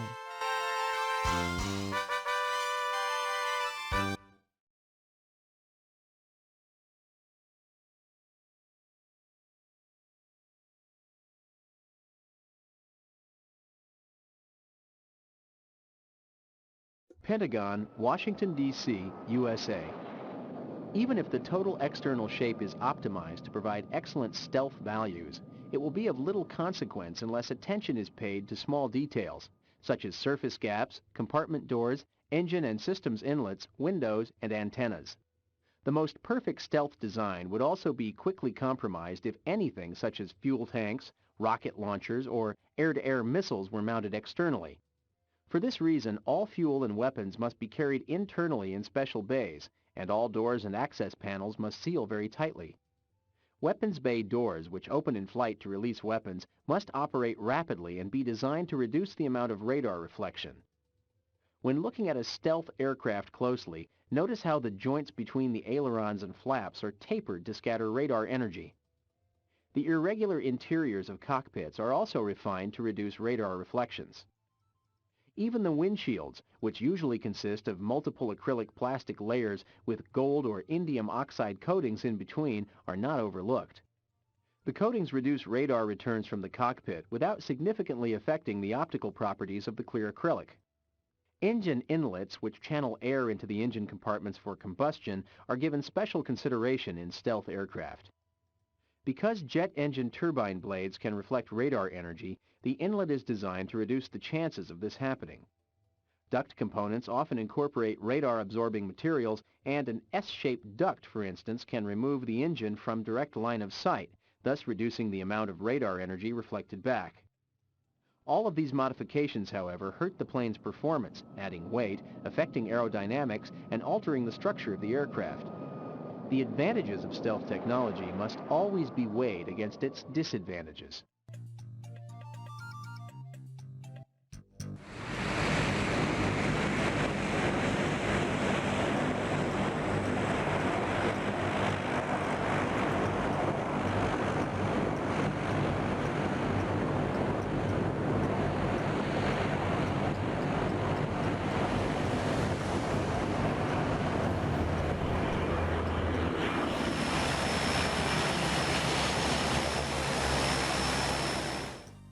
Arlington, Virginia, USA. Most people think the helicopter is the only type of aircraft capable of vertical takeoff and landing, or VTOL. Surprisingly, there are many other VTOL machines, one of which is the Harrier combat aircraft in service with the U.S. Marines, Royal Air Force and Navy, and Spanish and Italian military forces. The Harrier uses a single Rolls-Royce Pegasus engine for both vertical lift and forward flight. Thrust from the engine is directed by rotating nozzles that stick out of the fuselage under the wings. Control at low airspeeds and during hovering is achieved by the use of compressed air reaction jets at the wingtips, nose, and tail. These are controlled by the usual stick and rudder pedals. The only control not usually found in a fighter aircraft cockpit is a lever that is moved rearward to rotate the nozzles downward. Using all of these controls, the pilot can fly the Harrier sideways and backwards, as well as up, down, and forward. Other VTOL aircraft rely on rotating blades similar to those used by helicopters. One is the twin-engine Bell-Boeing V-22 Osprey being developed for the U.S. military.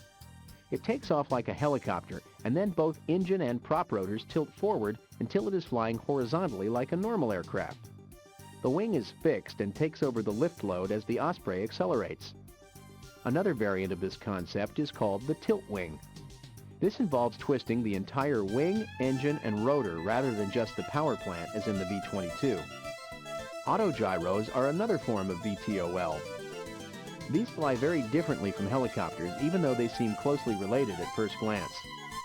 A helicopter's rotor is driven by an engine, but on an autogyro it is a freewheeling device. The rotor is slightly angled in pitch, and this is enough to let it rotate automatically and help sustain flight. The autogyro is pushed along by an engine driving an ordinary propeller. As the rotor is not powered, the autogyro cannot hover at a constant height like a helicopter.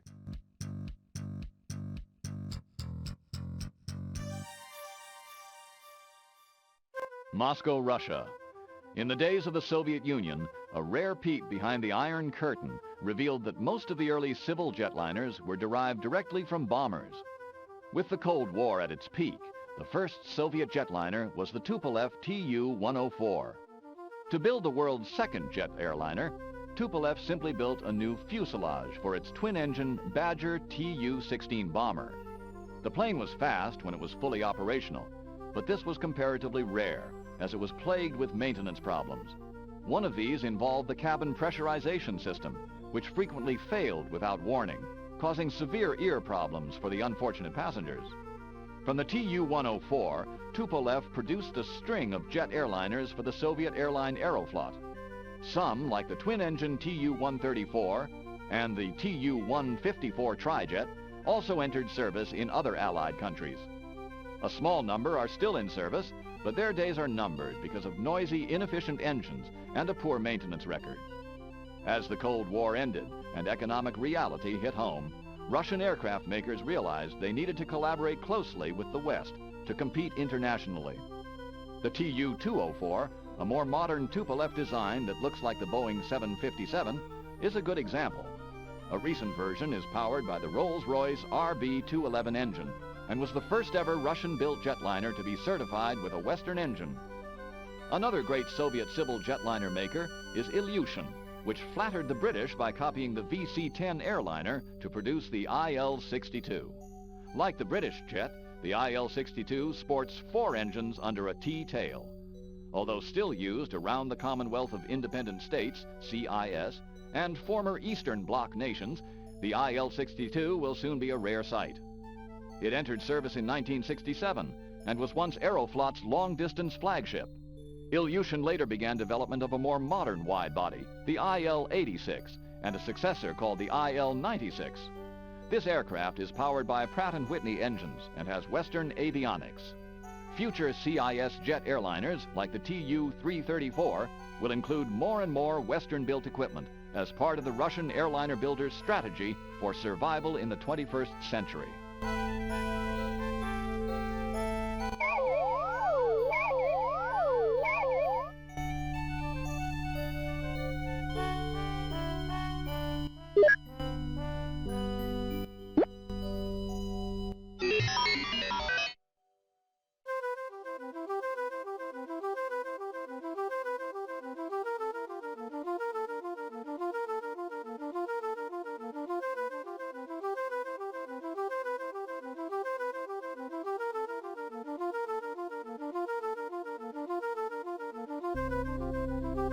Chicago, Illinois, USA.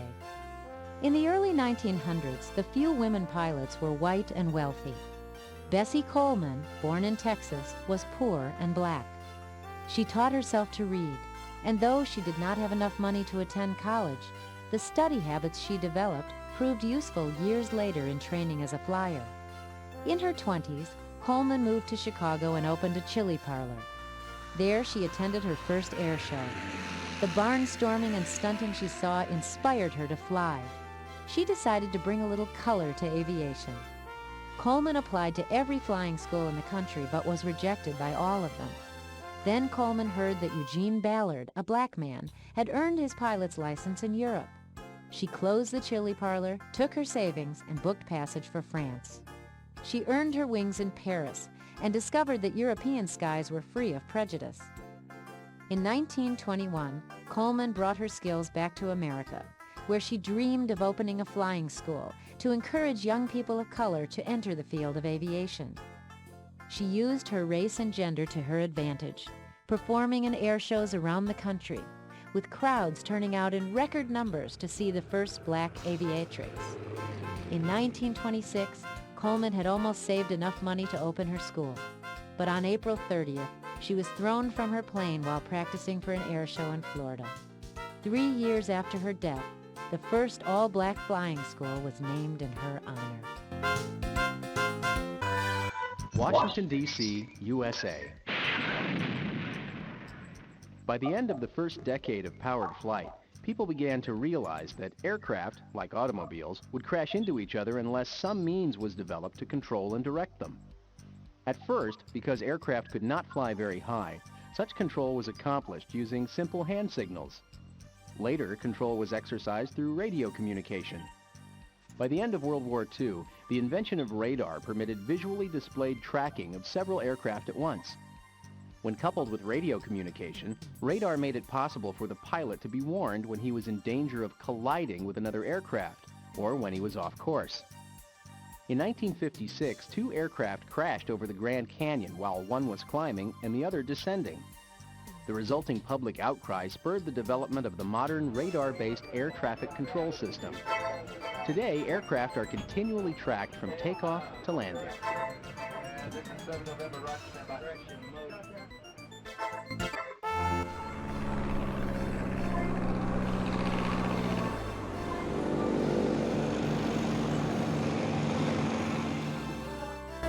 Meadville, Pennsylvania, USA.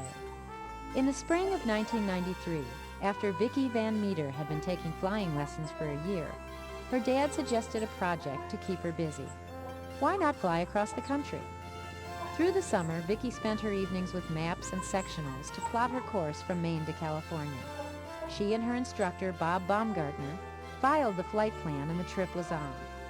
September 20th, 1993, Vicki taxied and took off from an airfield in Maine. She hopped to Columbus, Ohio, then to Phoenix, Arizona. On September 23rd, she touched down in San Diego, California, where she was greeted by a large crowd of reporters. Vicki had become the youngest female pilot to make a transcontinental flight. Vicki was 11 years old. She had braved all the takeoffs and landings and a stretch of bucking and buffeting over Oklahoma, where bad weather forced her to concentrate fully on not losing control of the aircraft. NASA, the National Aeronautics and Space Administration, invited Vicki to visit the Houston Space Center, where she operated the Space Shuttle simulator. She landed the shuttle safely on the second attempt. Like all aviation pioneers, Vicki has left yesterday's record behind. She is looking toward her next big adventure, being the youngest pilot to cross the Atlantic Ocean.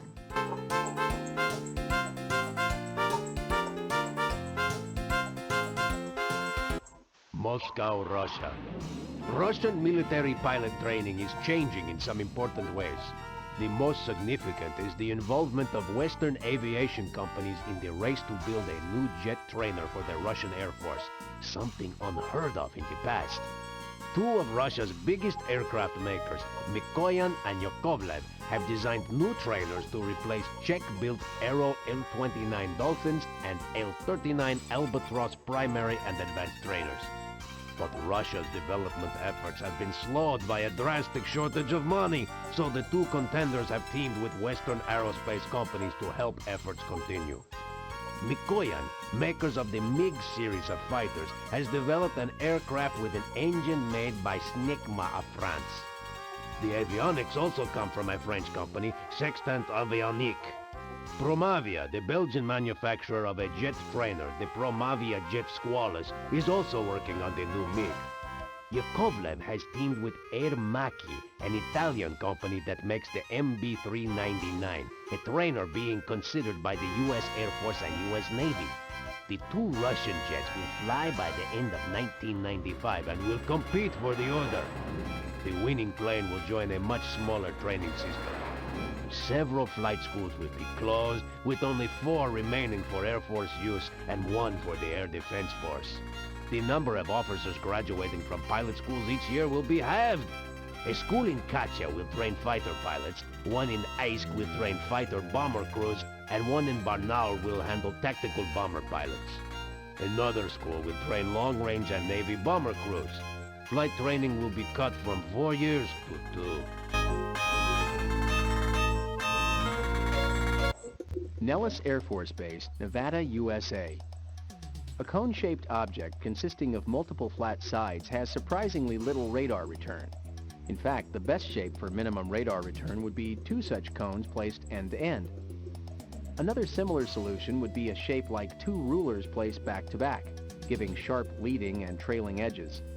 The parallel surfaces would work something like those of the 2 cones, reflecting radar energy away from the radar's receiving unit. Most importantly, the flying ruler's design would offer aerodynamic lift at certain angles to the relative wind.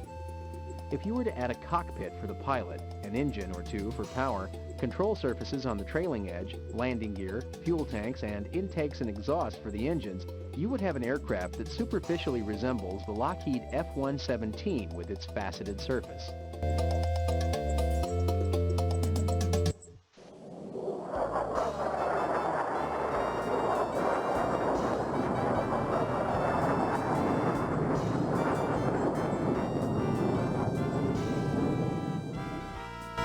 Moscow, Russia.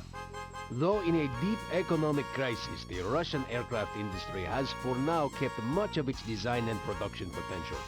This could change though, since most future combat aircraft programs have either been cancelled or are in danger of being cancelled. The fighter of the future, whose program is most advanced, is the Mikoyan Object 142. Little is known about the fighter, which is being developed as a Russian equivalent to the Lockheed F-22 Advanced Tactical Fighter. Its budget from Washington, D.C., USA. To the tired traveler on a long-haul flight, such as that between the United States and Japan, the idea of cutting the travel time by half can be very appealing. This is exactly what several international groups of aviation companies are planning to achieve with projects aimed at the birth of a new Concorde called the High Speed Civil Transport, HSCT. Backed by the High Speed Research Program of NASA, the National Aeronautics and Space Administration, and other international research efforts, the HSCT project is aimed at producing a Concorde successor that is economical to operate and friendly to the environment.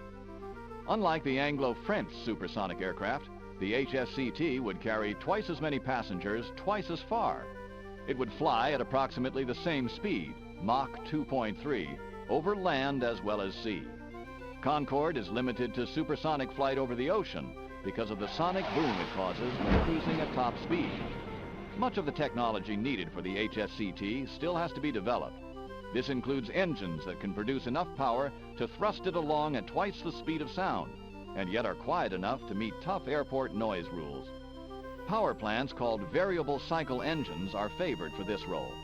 These can act like a current civil airliner's high bypass turbofans for takeoff and landing, and then perform like a military turbojet for cruising. Other areas of research include finding materials that can withstand the very high temperatures caused by friction as the aircraft moves at high speeds through the atmosphere. Research is also proceeding in the area of aerodynamics, which may be improved by the use of laminar flow.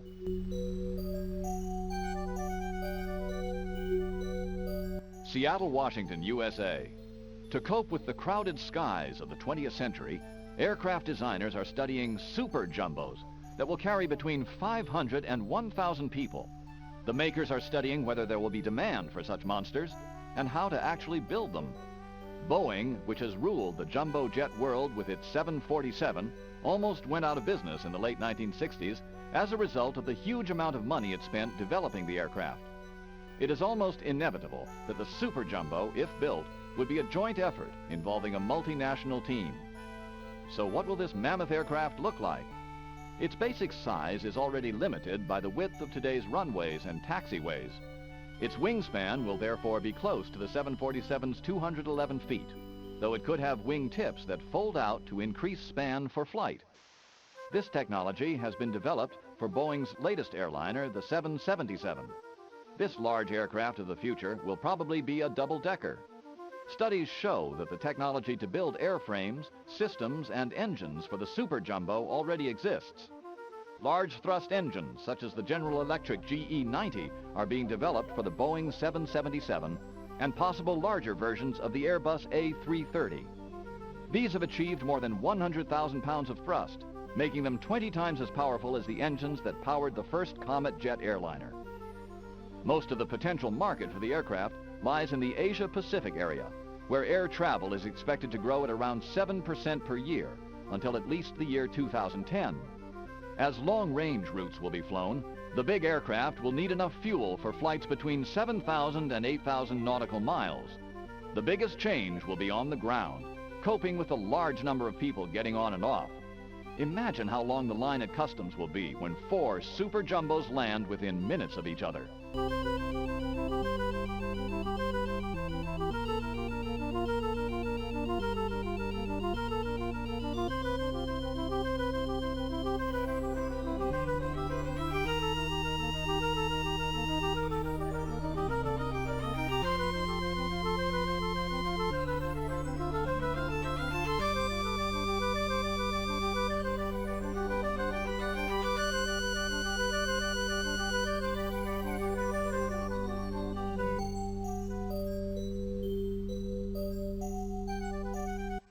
Trollhättan, Sweden.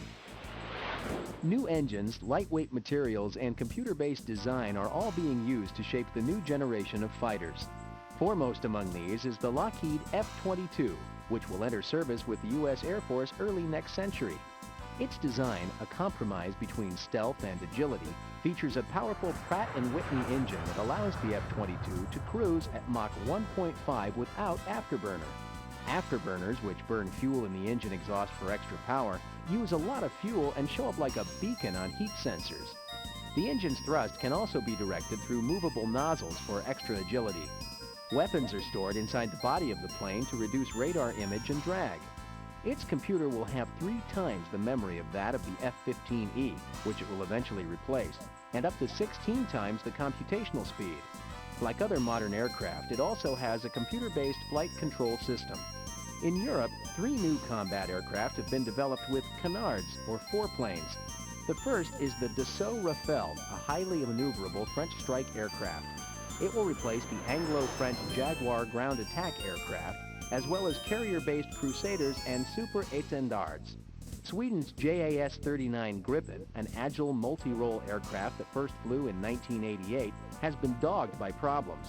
One crashed 2 months later due to bad flight control software, and another crashed in Stockholm during an air display in 1993.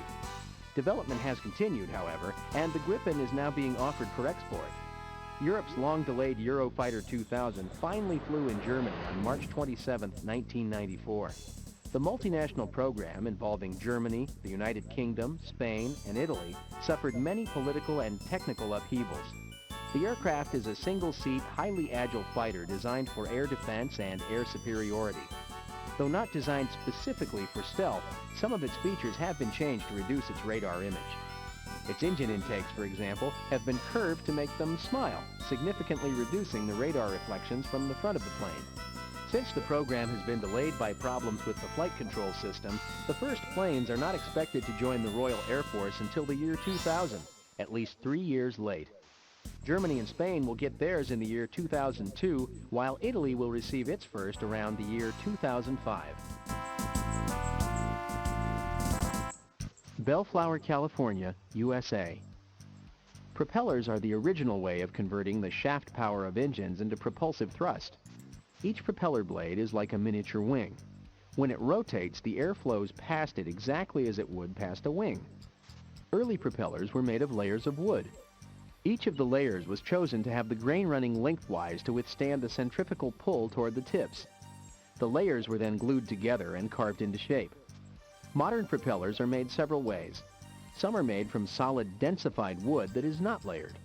Others are made mainly of light alloy metals or hollow steel welded at the trailing and leading edges. Recent designs use plastic or composite materials. Some people mistakenly think that propellers are old-fashioned technology. Actually, new designs are emerging for high-speed flight and powerful new turboprop engines. In one design, the blades are built around a lightweight polyurethane foam core sandwiched between 2 carbon fiber spars that run from the tip to the root. The blades are covered with a layer of carbon glass fiber and coated with polyurethane. The ultimate propeller blades are being developed by companies for use in new engines, such as Pratt & Whitney's Advanced Ducted Propulsor. This engine is a cross between a large turbofan and an advanced propeller. A large gear will convert power from the jet engine at the core to drive a set of huge blades. These are enclosed in a cowling and have the potential to produce more than 100,000 pounds of thrust with low noise and low fuel consumption.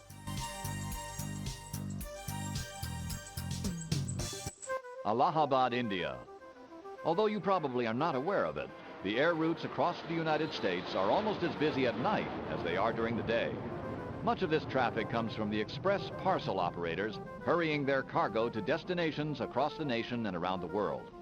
The mighty operations of today trace their roots to 1911, when a French pilot named Pequet flew a sack of mail some 6 miles from Allahabad in India to nearby Nairi. Later that year, the airmail phenomenon hit the United States when Earl Ovington made a series of airborne postal delivery flights from Long Island, New York. By 1930, aircraft manufacturers took the airmail market so seriously that they were even designing machines specifically for overnight mail. Boeing's monomail, for example, was a sleek monoplane well ahead of its time. It had 3 mail compartments and could fly at 158 miles per hour. It also had the amazing feature of an undercarriage that could be raised up into the body. Today's express mail and freight carriers use modified passenger aircraft. Some, like Federal Express, use small aircraft, such as the Cessna Caravan, to feed freight to hubs, where it is loaded onto bigger aircraft. These range in size from British Aerospace 146s and McDonnell Douglas DC-9s to MD-11s and Boeing 747s. The night flyers were also the first to adopt quiet operations, so as to stay within strict noise regulations. Older aircraft are being fitted with hush kits, which reduce engine noise. Others are being given newer engines that comply with noise abatement rules. These aircraft include the McDonnell Douglas DC-870 with CFM56 engines and the Boeing 727 Quiet Freighter with Rolls-Royce Tays.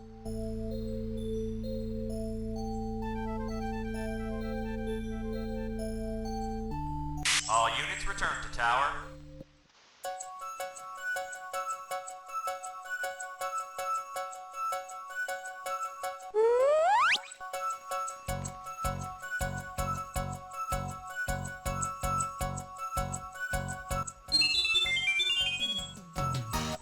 Space Shuttle. People first reached space in large rockets, but then returned to Earth in just a small capsule, leaving the rest of the rocket to drift in space as junk. To make regular journeys into space without this costly waste, NASA decided it would be better to have a vehicle that could be used over and over again. That vehicle is Space Shuttle. People first reached space in large rockets, but then returned to Earth in just a small capsule, leaving the rest of the rocket to drift in space as junk. To make regular journeys into space without this costly waste, NASA decided it would be better to have a vehicle that could be used over and over again. That vehicle is the Space Shuttle, which uses rockets to get into space, but returns to Earth like a giant glider with no engine power at all. Space Shuttle. People first... Space Shuttle.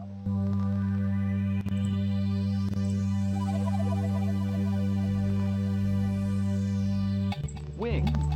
Payload bay. Nose. The main purpose of the shuttle is to carry payloads such as satellites into orbit.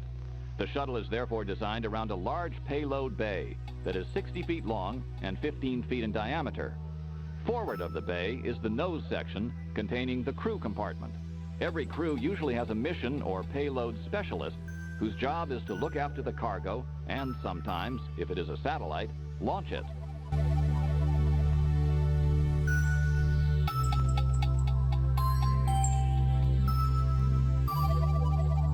Payload bay. Tail area. The bulky tail unit contains all of the shuttle's own rocket engines in a cluster. The pods on the outside contain the orbital maneuvering engines, OMEs, that position the spacecraft in orbit.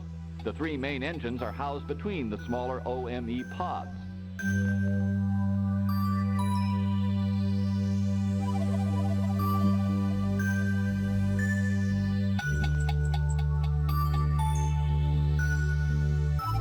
Tail area. Space Shuttle. Wing. The main wing has about the same span as a small jet airliner, but is built much more strongly to withstand the rigors of re-entering the Earth's atmosphere at 10 times the speed of sound. It is built mostly of an aluminum alloy with honeycomb skins. The wing is covered with heat-resistant materials to prevent it from burning as a result of the friction caused by re-entry into the atmosphere. Most areas on top of the wing are covered with reusable Nomex felt tiles, which are used where temperatures never rise above 700 degrees Fahrenheit, 370 degrees Celsius. Other hotter areas, such as the upper wing top surface and the lower wing, where temperatures can reach almost 2,300 degrees Fahrenheit, are protected by different tiles.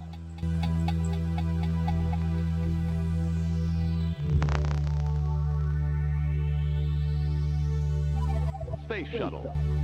Payload Bay. Nose section. The nose section is built... Robinson R-44. The four-seat R-44 is based heavily on Robinson's successful and very simple R-22 two-seat helicopter. The R-44 has a stretched cabin to provide more room for the extra two seats. It has an electronic throttle governor, giving the pilot more time to attend to other controls and other advanced features.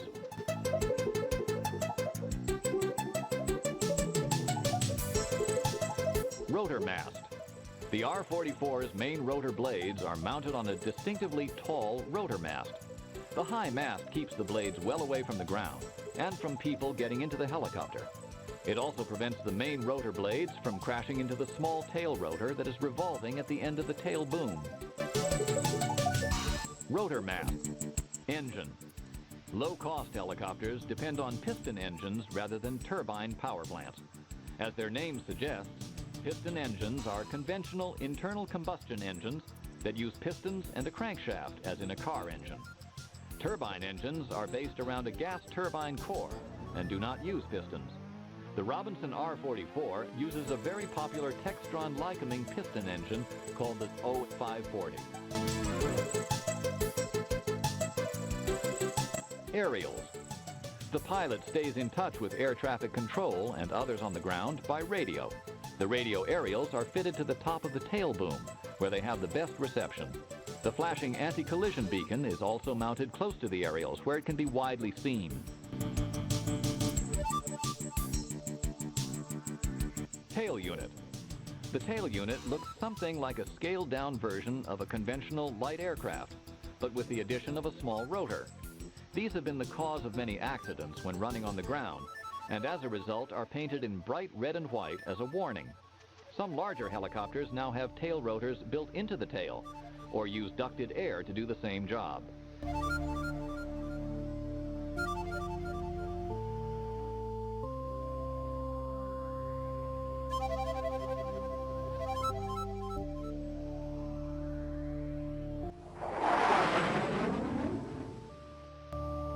MiG-25 Foxbat.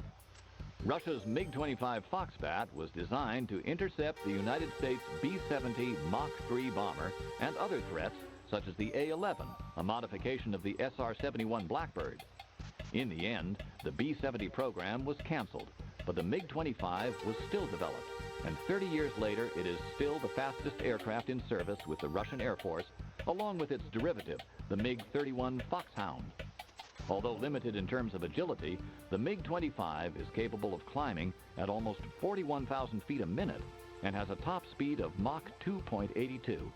It also has a relatively short endurance of 2 hours and 5 minutes.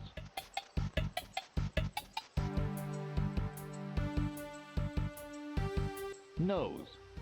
The narrow-pointed nose of the MiG-25 houses the all-important fire control radar and infrared sensor pod. To accommodate the wide radar scanner, which has a diameter of 32 inches, the nose cone is wider around the radar and narrows further back where the cockpit is housed. MiG-20 tail area. The highly swept twin fin is popular among Russian designers. Other twin-engine, twin-tail Russian fighters include the MiG-25's derivative, the MiG-31 Foxhound, and its newer stablemate, the MiG-29 Fulcrum. The large Sukhoi Su-27 is similarly configured. The front edges of the tail area are made from titanium to withstand the heat caused by skin friction during high-speed runs. MiG-20 undercarriage. Large main tires up to 4 feet 3 inches in diameter are retracted into the body, where they are stowed between the air intake duct and the outer skin of the fuselage. 2 retractable tail skids are also mounted on the bottom of the small fins that hang from under the 2 tail fins. MiG-25 Foxbat. Intake vanes. The inside of the intake area is a complicated pathway that can be changed in flight to feed air into the engine at the best speed and pressure. Internal vanes help duct the air into the intake and regulate the pressure at different phases of the flight.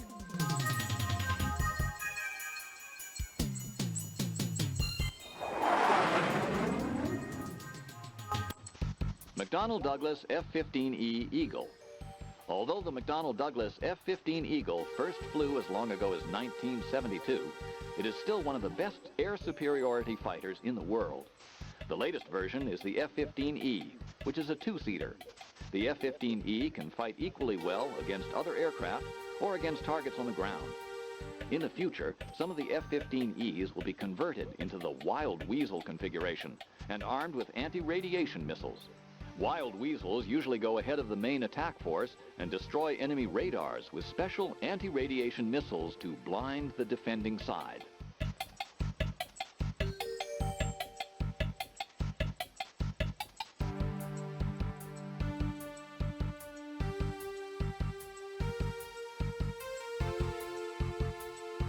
Forward fuselage. Most of the changes that make the F-15E different from its earlier versions are found in the forward fuselage. The aircraft is filled with advanced sensors that allow it to approach and attack targets at night and in all sorts of weather conditions. In the nose cone is a more powerful radar, and both cockpits are fitted with sophisticated displays. The environmental control system has been greatly improved and stops the cockpit from becoming like a greenhouse in strong sunshine. McDonnell Douglas F-15E. Weapons. The F-15E literally bristles with weapons. It is capable of carrying 24,500 pounds of missiles and bombs, or 4 times the normal bomb load of the B-17 Flying Fortress of World War II. The F-15E can carry AIM-7 Sparrow, AIM-9 Sidewinder, and AIM-120 AMRAAM missiles, as well as AGM-65 Maverick air-to-ground missiles. Among a wide variety of guided and unguided bombs, it carries up to 7 Mk-84s or 25 CBU-89s. McDonnell Douglas F-15E Twin tail design. The twin fin design of the F-15 can sometimes make it look similar to other aircraft of both Eastern and Western designs. In the United States, the F-14, F-18, and F-22 all share the same twin tail arrangement, while Russian aircraft like the MiG-25, MiG-29, MiG-31, and Sukhoi Su-27 are similarly equipped. McDonnell Douglas originally positioned the twin tails to receive a swirling vortex of air from the wing that would give the plane stability even when flying in a high nose-up attitude.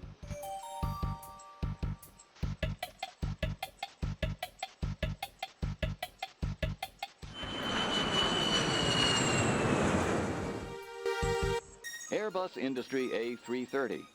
The large European A330 is one of the most advanced airliners in current production.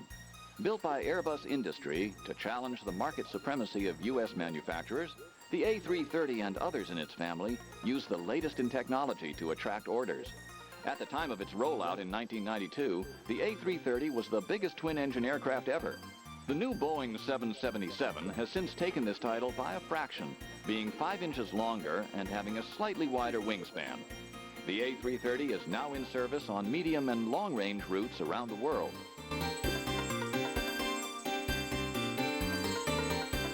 Advanced cockpit design. Pilots of the past would hardly recognize the modern flight deck of new airliners such as the A330.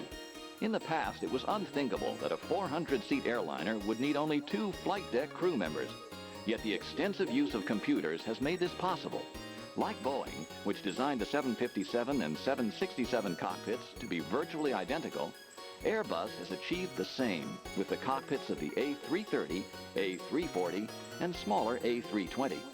The common cockpit allows pilots to quickly swap over and qualify to fly more than one type of aircraft. Airbus Industry A330. Fuselage. The wide-body design allows huge numbers of passengers, their baggage, and lots of cargo to be hauled with maximum efficiency. Airbus built the A330 and its sister aircraft, the four-engine A340, with a fuselage diameter of 222 inches, which gives an underfloor area wide enough for 2 LD3 cargo containers. The passenger deck has space for up to 440 passengers in 9 abreast seating with 2 aisles, though most airlines use a variety of seating plans that result in approximately 375 seats.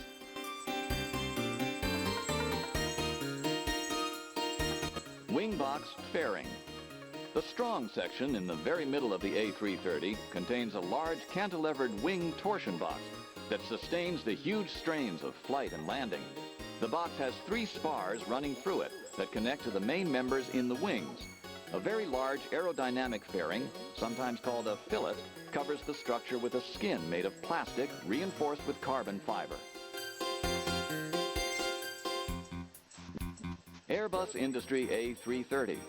The large European A330 is one of the most advanced airliners in current production. Built Airbus Industry A. Advanced materials. As many parts as possible are made from new materials to lighten the weight of the Airbus.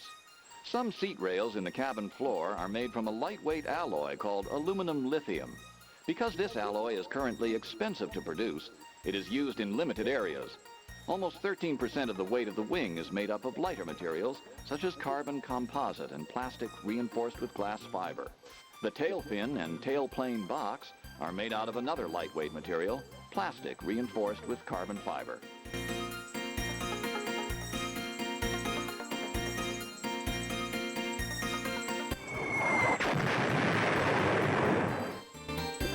V-1 rocket. The German-built V-1 flying bomb was a basic version of the cruise missiles of today. It was a very simple guided missile design intended for mass production. V-1s were launched to attack targets in England during the late stages of World War II, but did not have any major impact on the war. Their slow flying speed meant they could often be hit by anti-aircraft guns or even destroyed by other aircraft. Royal Air Force pilots sometimes flew alongside V-1s and tipped them into a dive by using the wingtips of their aircraft to flip the flying bomb over.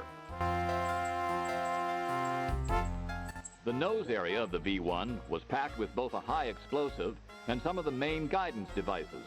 The warhead area was sandwiched between the nose cone with the guidance systems and a large fuel tank containing about 150 gallons. V-1 rocket. Air bottles.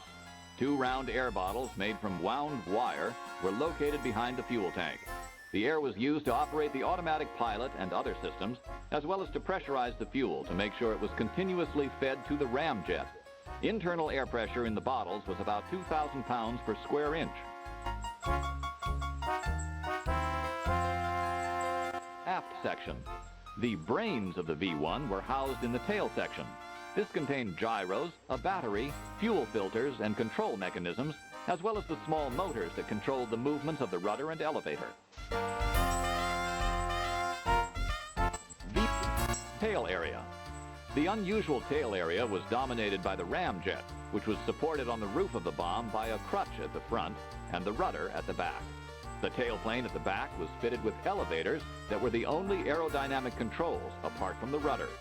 The usual job of the ailerons, controlling side-to-side or lateral movement, was taken over by joint control of the rudder and engine. V-1 rocket. The wing. The V-1 wing was a simple unit with a span of 17 feet 8 inches. A tubular spar ran through the wing from tip to tip, right through the fuel tank in the middle of the bomb. The leading part of the wing was also fitted with a cutting edge. This was intended to cut through the cables of barrage balloons that floated over big targets such as factories, harbors, and rail junctions to protect them from low-level attack.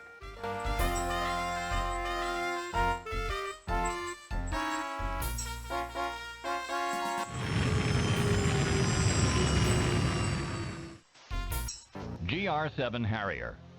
The Harrier was the world's first operational fixed-wing vertical short takeoff and landing VSTOL strike fighter. It was originally developed in the 1960s by a British company called Hawker Siddeley as the P-1127 Kestrel series of aircraft. American interest quickly grew in the jump jet that could operate as easily from a clearing in the forest as it could from a normal runway. British Aerospace and McDonnell Douglas are collaborating to produce the latest versions of the Harrier.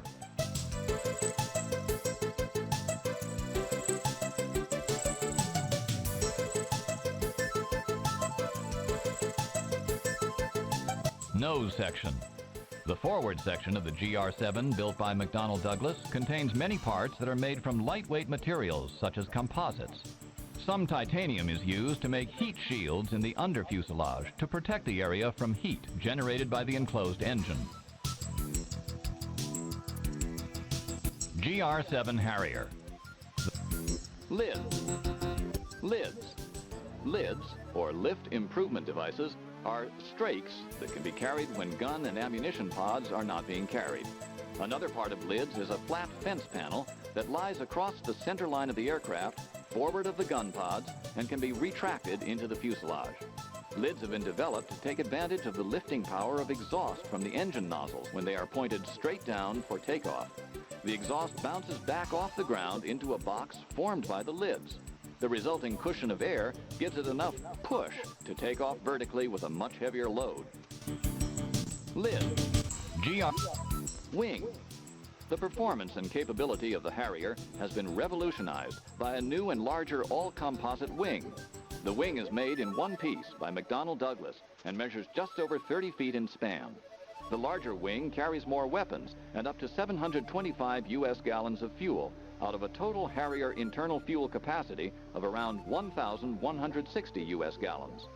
With the drop fuel tanks, total fuel capacity rises to more than 2,360 U.S. gallons. The new wing is also supercritical, which means it has a relatively deep, flat-topped cross-section.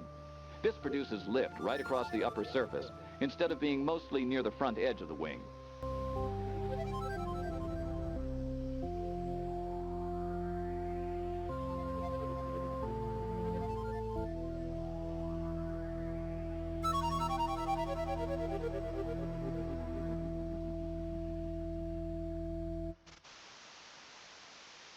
GR7 Tail. The tail and rear fuselage area are made by British Aerospace. The rudder and horizontal tail plane contain a lot of composite materials. The angle of the entire tail plane can be varied by a hydraulically controlled system.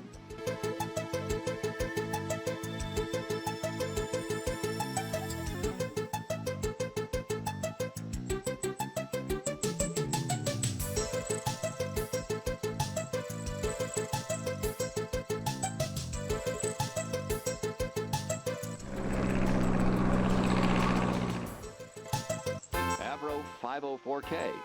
The Avro 504K is perhaps the most famous product ever made by the Avro Company. Established in 1910 by British aviation pioneer Elliott Verdon Roe. The 504 was a stable two-seat biplane and served mainly as a training aircraft. More than 10,000 were eventually built during and after World War I, and many were used late into the 1920s by flying circuses and fledgling flying clubs.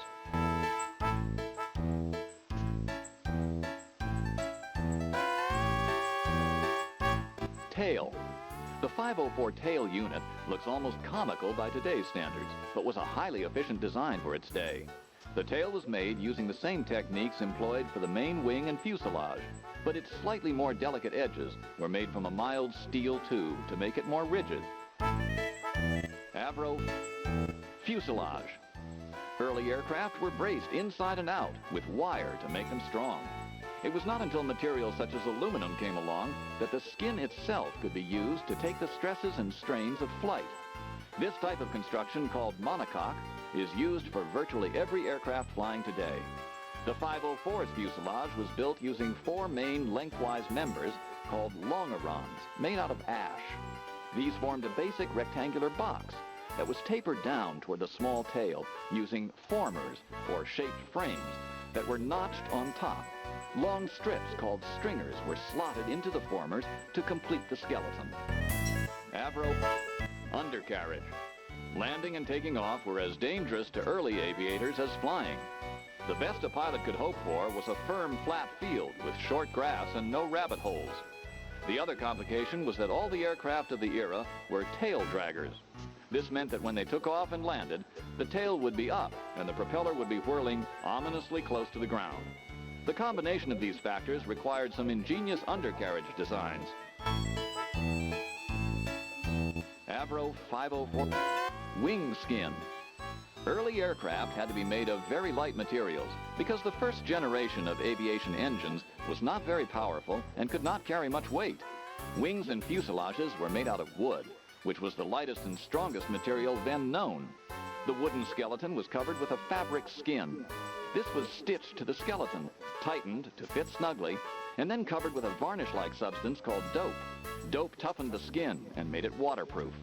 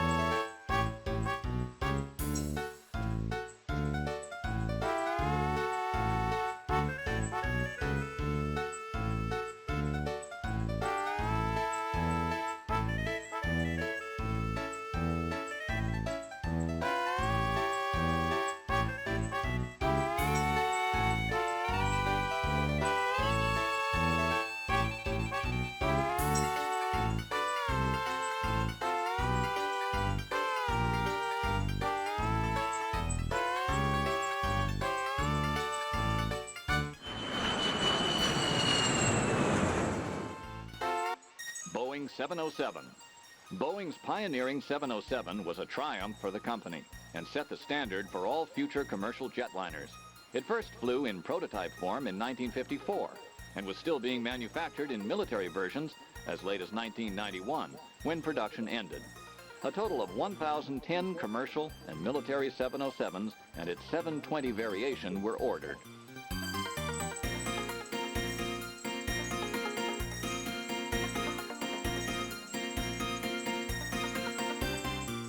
Nose section.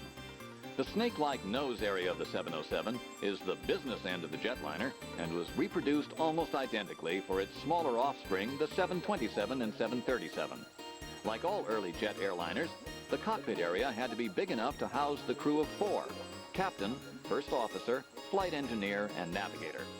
In front of the cockpit is the pressure bulkhead that separates the pressurized cabin from the unpressurized compartment in the nose containing the weather radar. Atop the fuselage sits the distinctive VHF, very high frequency radio aerial. Boeing 707. Water injection. Early versions of the 707 were powered by 4 Pratt & Whitney JT3C engines, which needed a system called water injection to produce a maximum thrust of 13,000 pounds for takeoff. Under this system, distilled water was injected into the hot section of the engine to basically fool it into acting as if more air were passing through it than was actually the case. The result was more thrust, but unfortunately it also made the engines pour out huge amounts of black sooty smoke and an ear-splitting scream. Later, more powerful engines did not need water injection for takeoff, and the space used for water storage was replaced by a new structural part.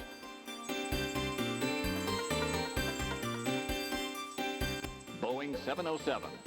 Boeing's pioneering 707. Rolls-Royce Conway engine. Boeing needed a longer-range version of the 707 to meet the challenge of the Douglas DC-8. To power this aircraft, it chose the Pratt & Whitney JT4A and the Rolls-Royce Conway, which was the world's first turbofan engine. The Pratt & Whitney turbojet powered the 707-320s, while the Rolls-powered version was called the 707-420. As it was a turbofan, the Rolls engine was more efficient than the JT4A turbojet. Some of the air sucked in by a turbofan is passed along the outside of the engine and mixes with the exhaust. This makes turbofans quieter and more fuel efficient than a straight turbojet. Pratt quickly developed an answer to the Conway in the shape of the JT3D turbofan, which went on to become the standard 707 engine. For its time, however, the Conway was an advanced engine and set the trend for every civil engine that has followed since. It is still used by the British Royal Air Force to power its fleet of Vickers VC-10 tankers.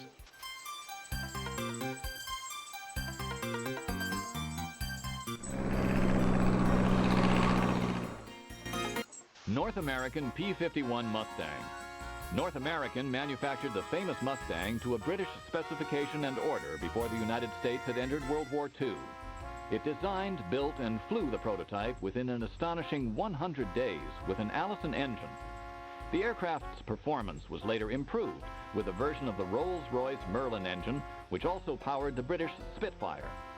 The P-51 Mustang went on to become one of the most famous and successful Allied fighters of the war, and many are still used for air racing to this day.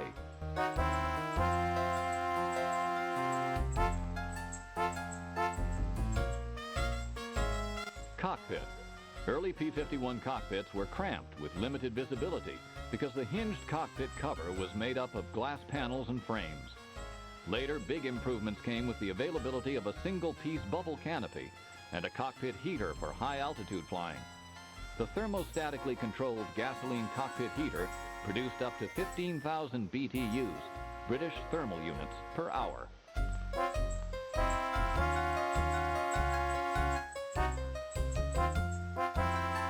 Engine. The Mustang first took to the air powered by the 1,000 horsepower Allison V1710 engine, but this proved to have a disappointing performance at altitude. The Mustang II was fitted with a Rolls-Royce Merlin 61 engine in England, and its success prompted North American to design the Mustang III with a U.S.-built version of the Merlin built under license by Packard.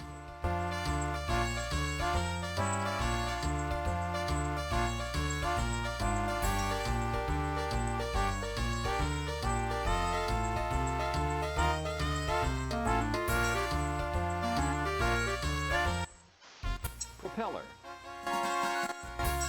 North American P-51 Mustang. Undercarriage. The Mustang's sturdy undercarriage was widely spaced with 11 feet between the two main wheels, giving the P-51 good stability in even the worst landing. Each retractable undercarriage leg was hinged from a heavily built rib in the wing, which also supported the fuel tanks and the machine gun bay.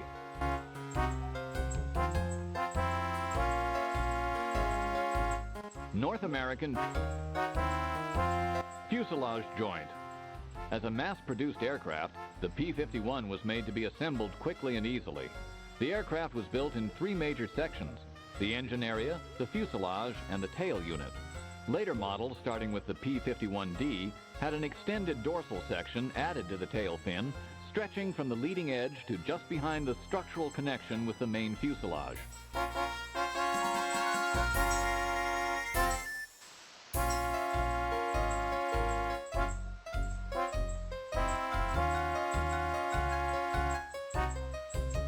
All units return to tower.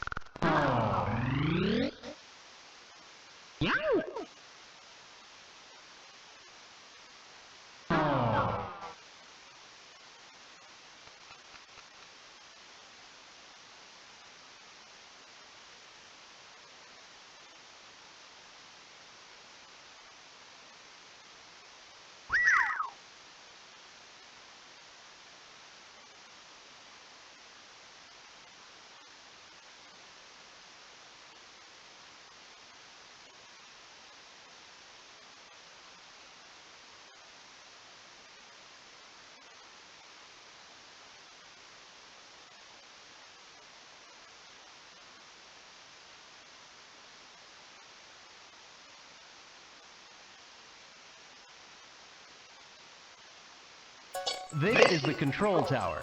Explore the screen with your mouse and click to take off.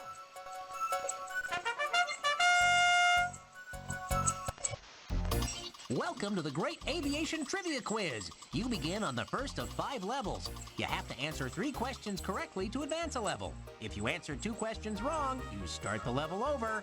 When you successfully complete all 5 levels, you'll see a cool morph in which planes magically transform to other planes. Good luck!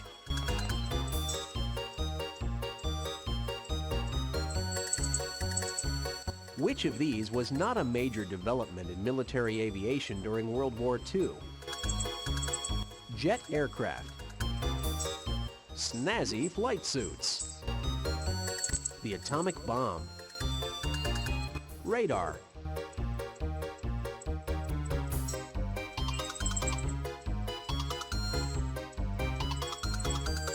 great job!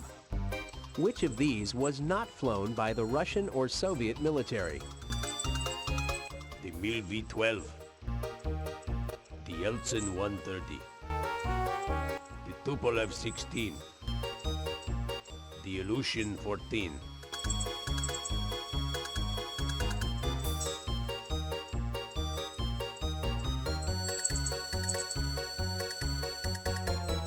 You're joking, right?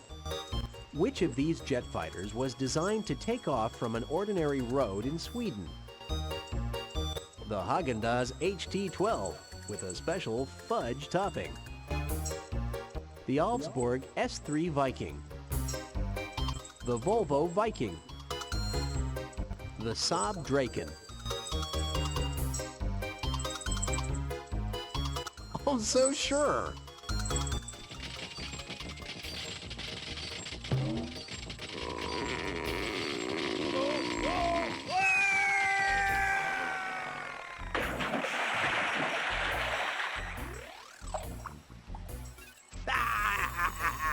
I don't think so.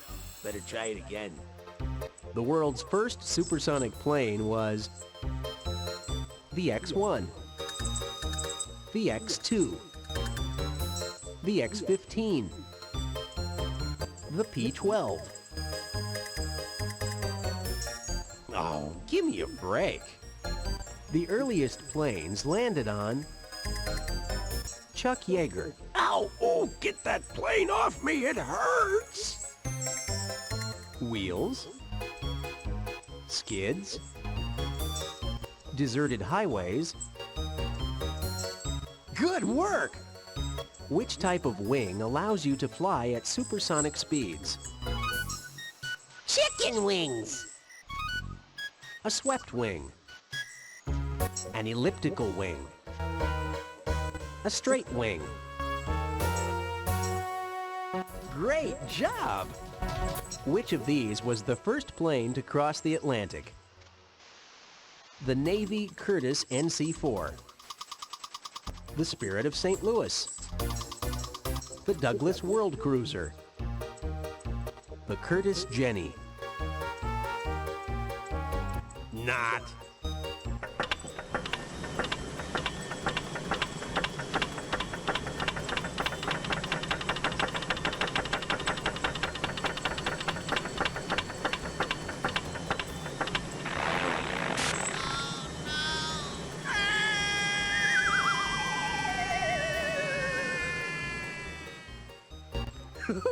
Oops!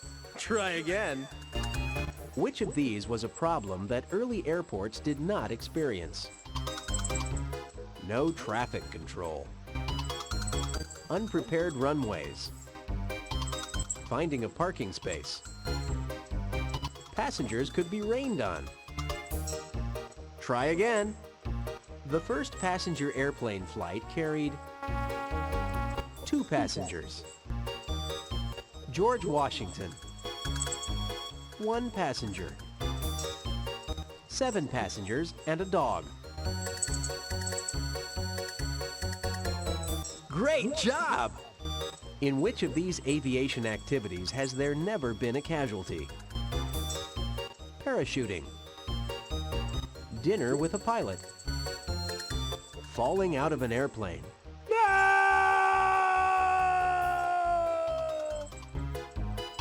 barnstorming. Great job! The first balloon crash occurred when Pilatre de Rosier built a balloon that carried this ugly fish to 3,000 feet.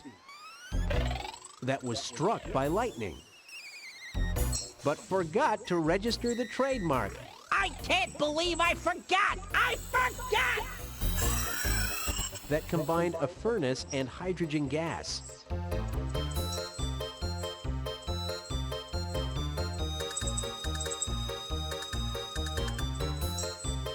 Try again.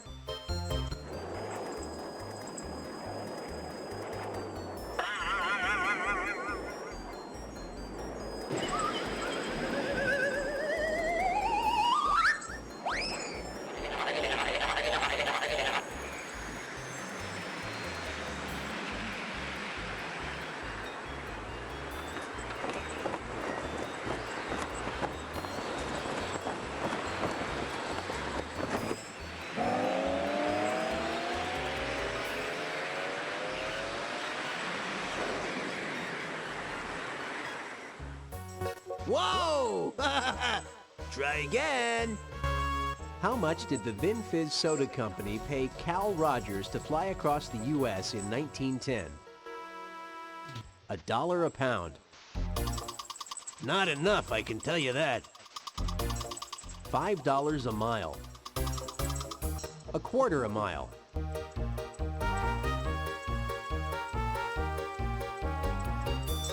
Not. How much food did Dick Rutan and Gina Yeager carry on their non-stop around-the-world flight? 50 pounds. 70 pounds of cheese. A complimentary fruit basket. 130 pounds. That's right. Who was the first to fly a glider? Wilbur Wright's little brother in 1900. Ernst Heinkel's chauffeur in 1935.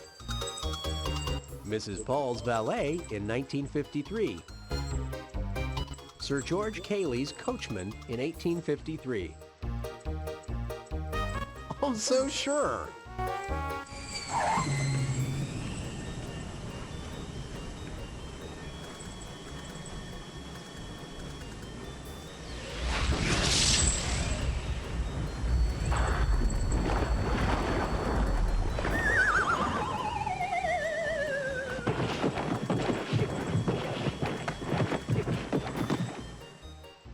Whoops! Try again! Which of these jet fighters was designed to take off from an ordinary road in Sweden?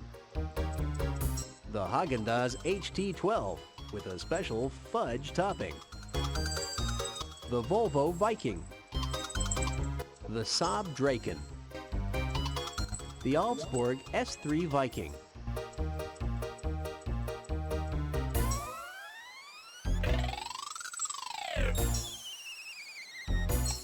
Good work!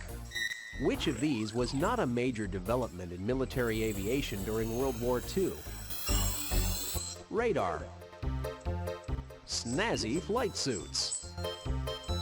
Jet aircraft. The atomic bomb. That's right! Which of these was a major advance in military aviation during World War I? The parachute. The helicopter. The Victory cigar. Firing through the propeller.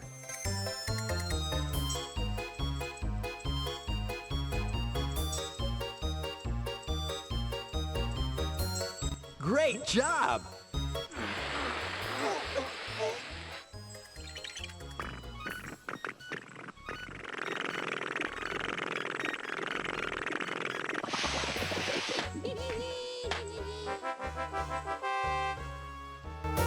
Which of these engines produces the most power? A naked man using paddles! The inline piston.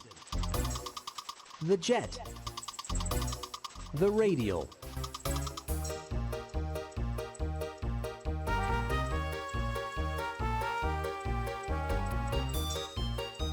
All right, you made it! Which of these is not an advantage of a turbofan engine versus a turbojet engine? More fuel efficiency. Less noise. Makes beautiful julienne fries in seconds. More thrust.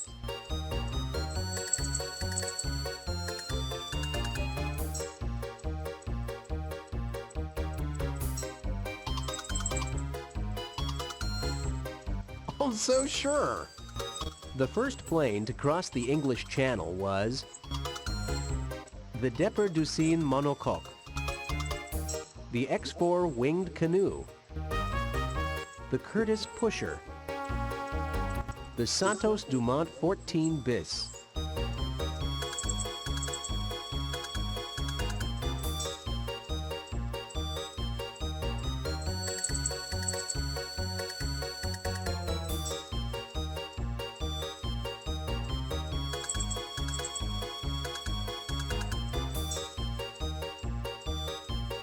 Great job! Which of these was the first plane to reach Mach 2? The Federal Express plane. It absolutely, positively had to. The SR-71 Blackbird.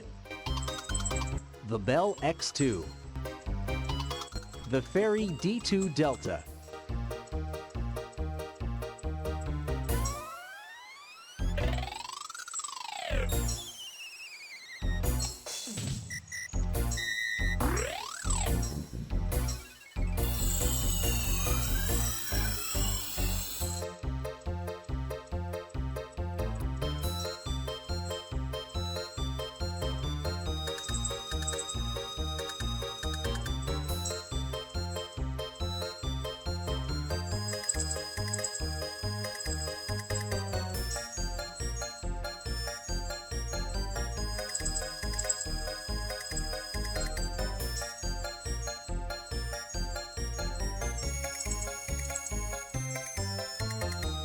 All right!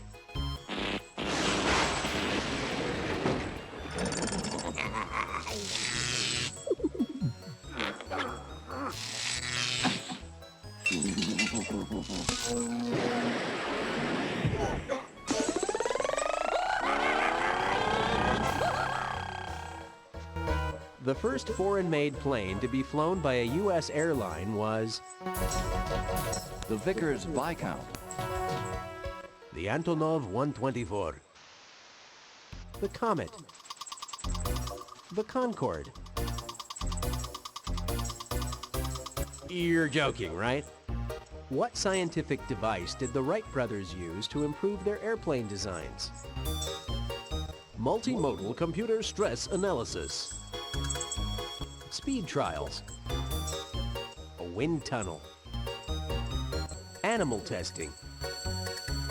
You're joking, right?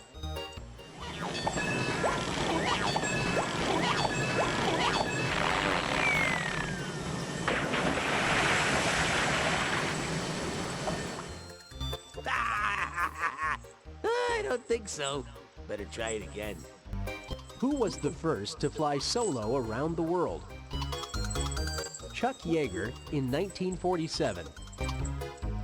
Amelia Earhart in 1937. Charles Lindbergh in 1927. Wiley Post in 1933.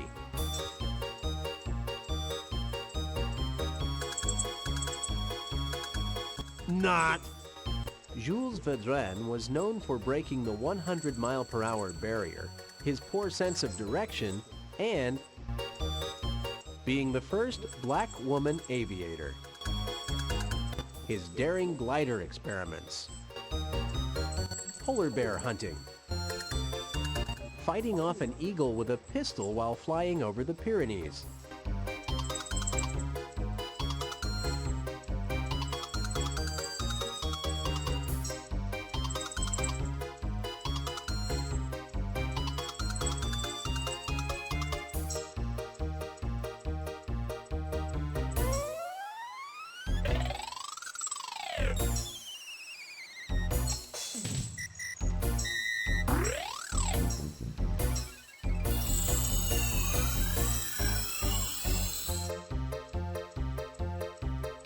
You're joking, right?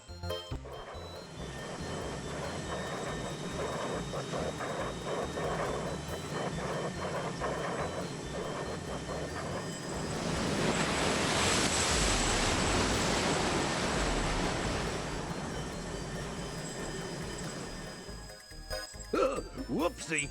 Better try it again. Which of these planes is flown off of aircraft carriers? The Lockheed F-117A, the F-14 Tomcat, the F-15E Eagle, Amelia Earhart.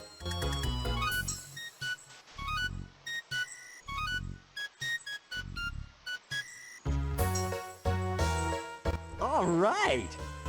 Which of these was the first fighter aircraft to utilize a bubble canopy for all-around visibility?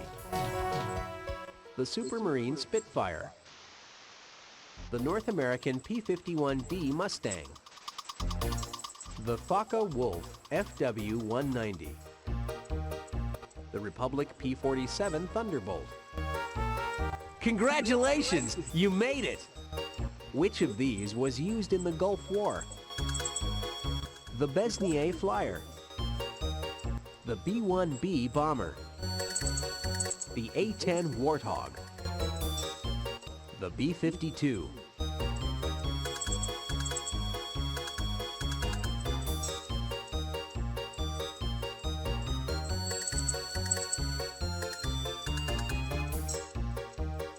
Good work!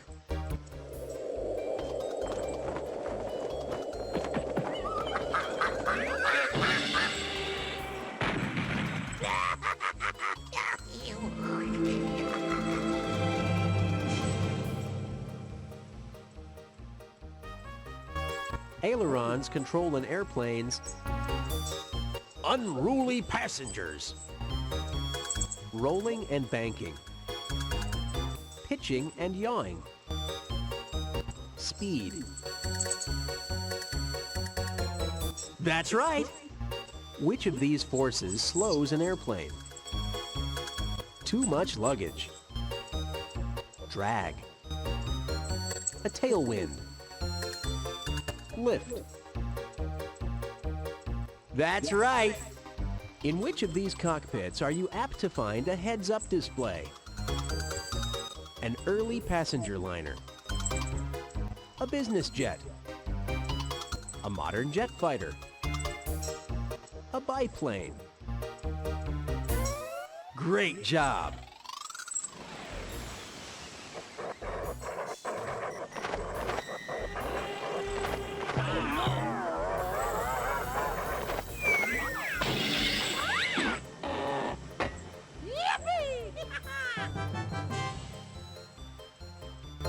Airplanes first dropped bombs on King Kong, an airfield, a Zeppelin, an aircraft carrier.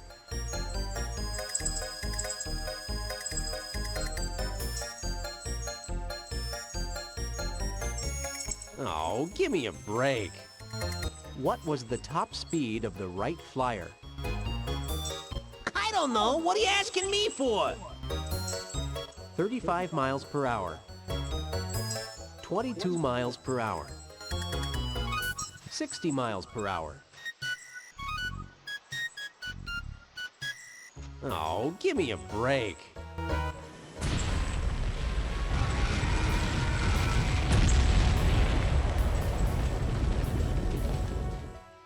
Whoops, try again. John McCready and Oakley Kelly flew what kind of plane non-stop across America? The Fokker Eindecker, the Fokker T2, the Fokker DR-7, the Fokker F-27.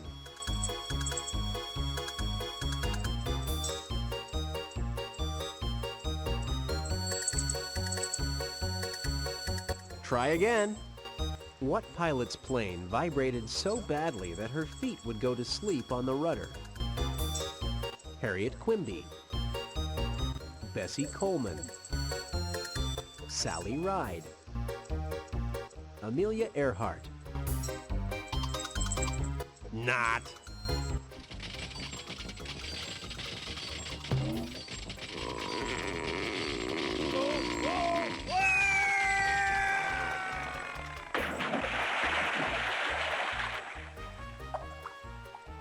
Whoa!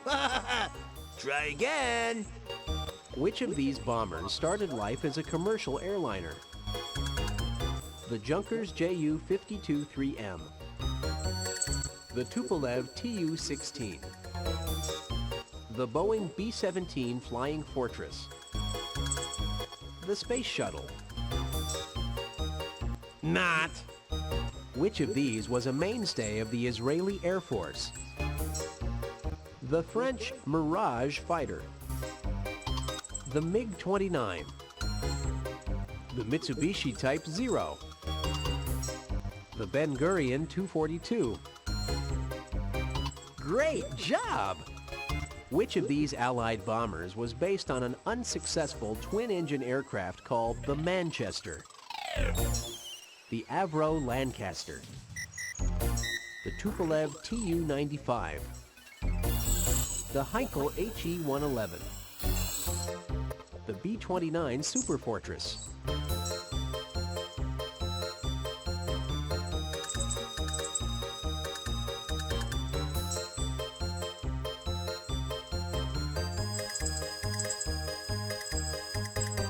All right, you made it! Which of these fighters was not originally equipped with guns?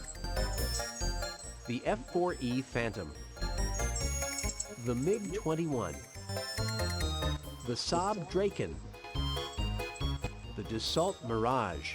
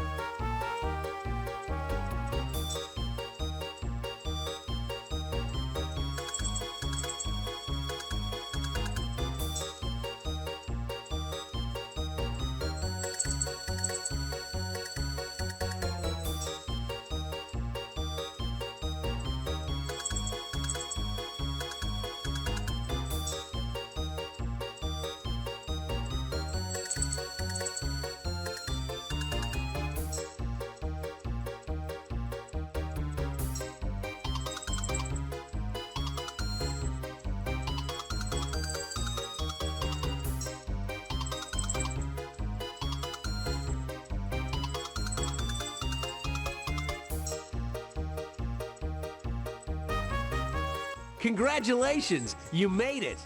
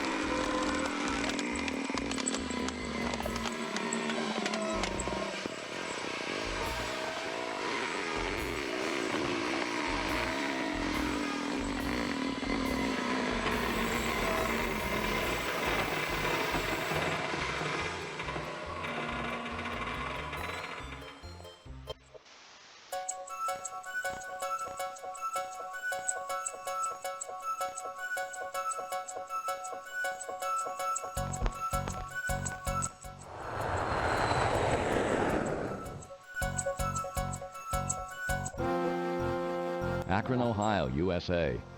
Goodyear has manufactured well over 300 lighter-than aircraft over a period that now spans nearly 8 decades. During World War II, no less than 250 blimps were built for the U.S. Navy to use as maritime patrol and anti-submarine warfare aircraft. Many different versions have been built over the years, varying in size and performance. Existing Goodyear airships are used for promotional purposes and to provide aerial photography for major sporting events. Large and cumbersome, they are nevertheless obedient and highly dependable forms of transportation.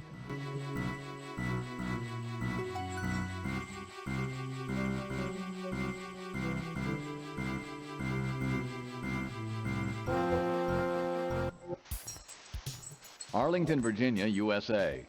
Though not yet in full-scale production, the Bell Boeing V-22 is expected to be in operational service in several branches of the U.S. military by the turn of the century. With its unique tilt-rotor capability, it is the only transport aircraft in the world capable of operating both like a helicopter, vertical takeoff and landing, and a conventional fixed-wing aircraft. The present military version is made to deliver troops and combat equipment to battle zones, but future configurations will also be designed for anti-submarine warfare, air-sea rescue, and commercial operations. 3 aircraft are considered flyable at this time out of the initial order for 6 prototypes.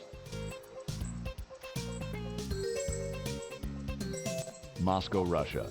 The giant Antonov AN-225 is by far the largest and heaviest conventional aircraft ever to rise from the Earth's surface.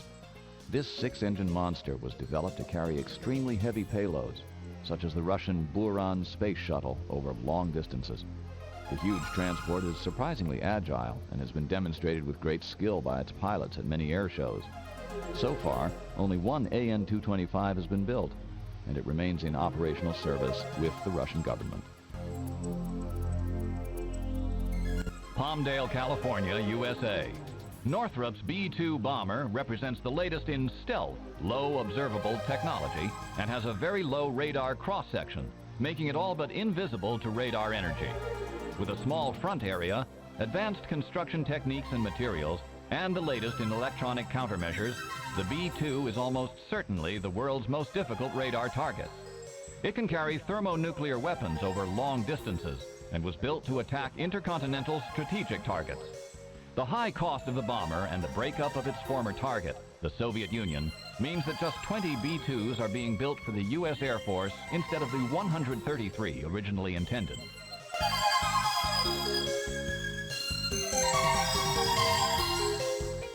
Marietta, Georgia, USA. The Lockheed F-22 is the United States' next-generation advanced tactical fighter, scheduled for service in the U.S. Air Force from the year 2000 and onward. Its development is a group effort involving the engineering skills and production facilities of Boeing and Lockheed. Though flight-tested only in prototype form so far, the F-22 has already shown itself to be a great improvement over present fighters, such as the McDonnell Douglas F-15. Fast and maneuverable, but most importantly stealthy, it is projected to become the primary heavy fighter for the coming quarter century. An important new part of the F-22 is its Pratt & Whitney engines that can push it along at supersonic speeds without igniting fuel in the exhaust, afterburning. This improves fuel consumption and makes it harder to spot with heat-sensitive detection equipment.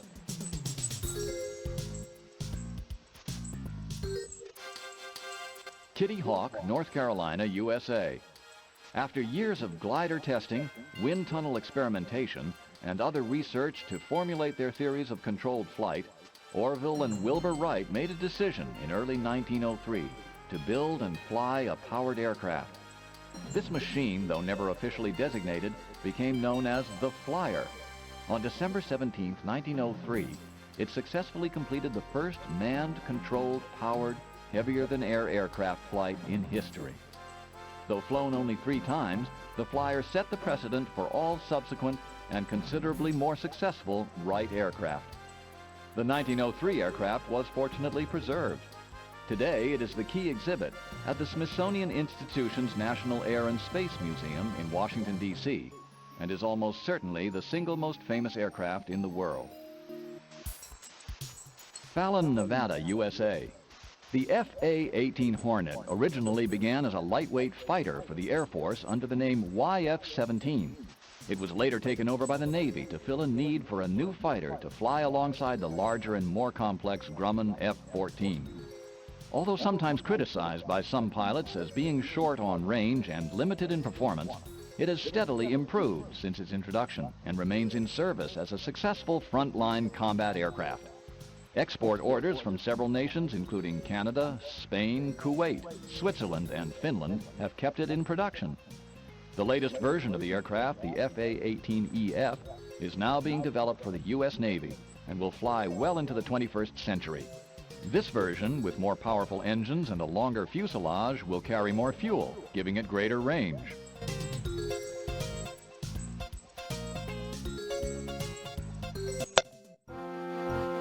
Moscow, Russia.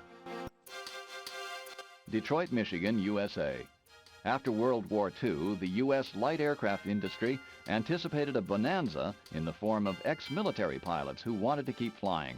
In response, Stinson unveiled its Voyager as an efficient, comfortable, and practical four-seat light aircraft suitable for cross-country travel and light cargo hauling.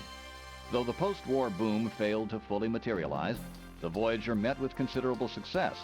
Nearly 4,000 were eventually built, and Stinson sold their operation to competitor Piper Aircraft in 1950. Troy, Ohio, USA. One of the Manchester, England. Initially used at the beginning of World War I as Moscow. Van Nuys, California, USA. The Super Guppy is the nearest thing to a flying whale ever built. Developed during the mid-1960s by Aero Space Lines to transport oversized components of the then forthcoming Saturn V moon rocket, it is one of the most unusual aircraft ever to take to the skies. The massive hinged nose opens to permit the loading and unloading of huge and awkward cargo. After serving throughout the Saturn V program, the Guppy was later acquired outright by NASA, the National Aeronautics and Space Administration, for other similar transportation services. It is now in storage. In Europe, Airbus Industry uses a fleet of Super Guppies to carry huge sections of Airbus airliners between factories. Airbus is building a replacement based on the A300 airframe with a bulbous fuselage and an A320 nose section.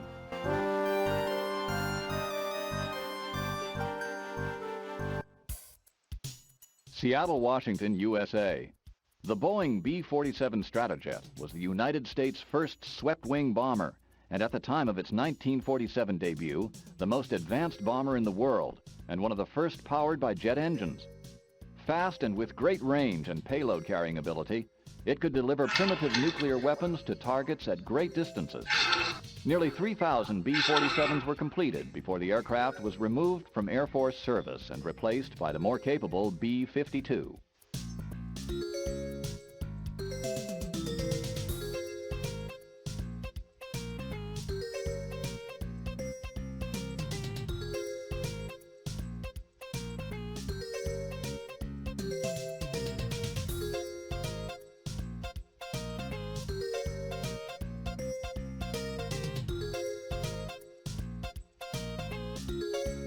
Marietta, Georgia, USA. The Lockheed F-22. Cincinnati, Ohio, USA. Seating. All units return to tower.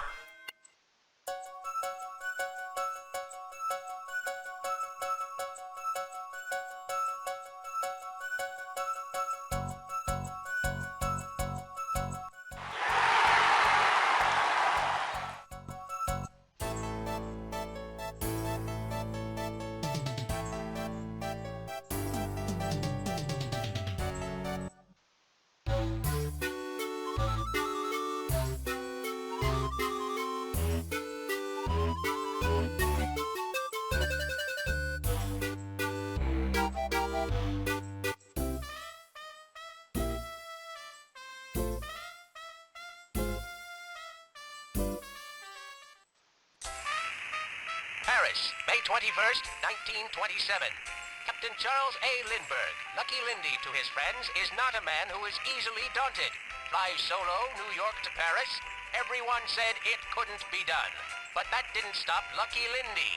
On a shoestring budget of $6,000, the U.S. Army Reserve officer commissioned Ryan Airlines Incorporated of San Diego to build the Spirit of St. Louis.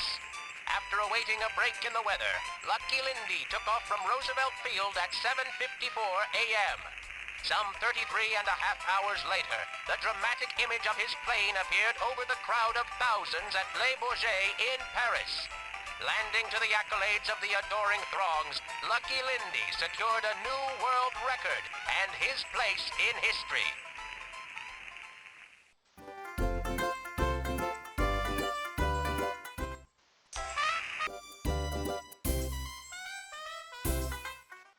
The ship is riding majestically toward us like some great feather, riding as though it was mighty proud of the place it's playing in the world's aviation. It's practically standing still now. They've dropped ropes out of the nose of the ship, and it bursts into flames. It's rising terrible. Oh, my, get out of the way, please. It's burning, bursting into flames, and it's falling on the mooring mast and all the folks between it. This is terrible. This is one of the worst catastrophes in the world.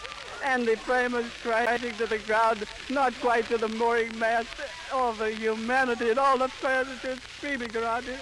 I can't talk to people whose friends are on there. I can't talk, ladies and gentlemen. Honest, it's just laying there, a mass of smoking wreckage.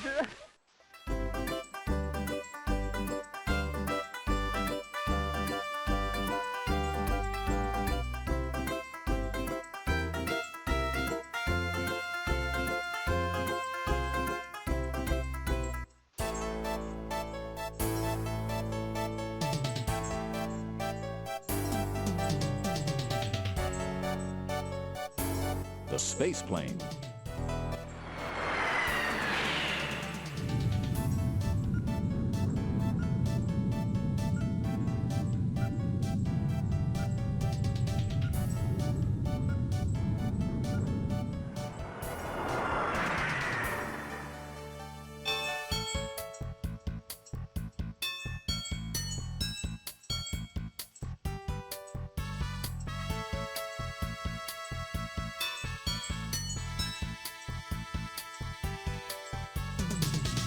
Test piloting.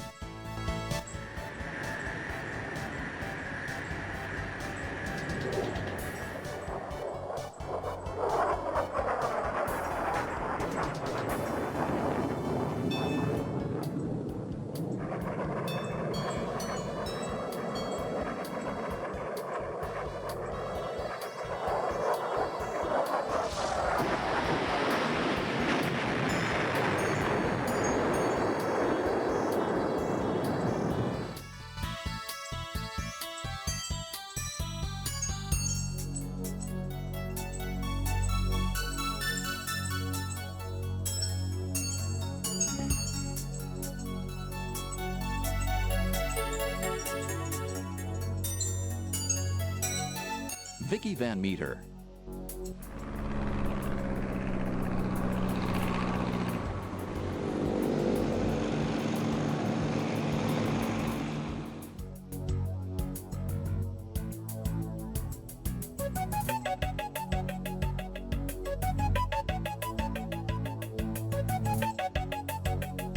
All units return to tower.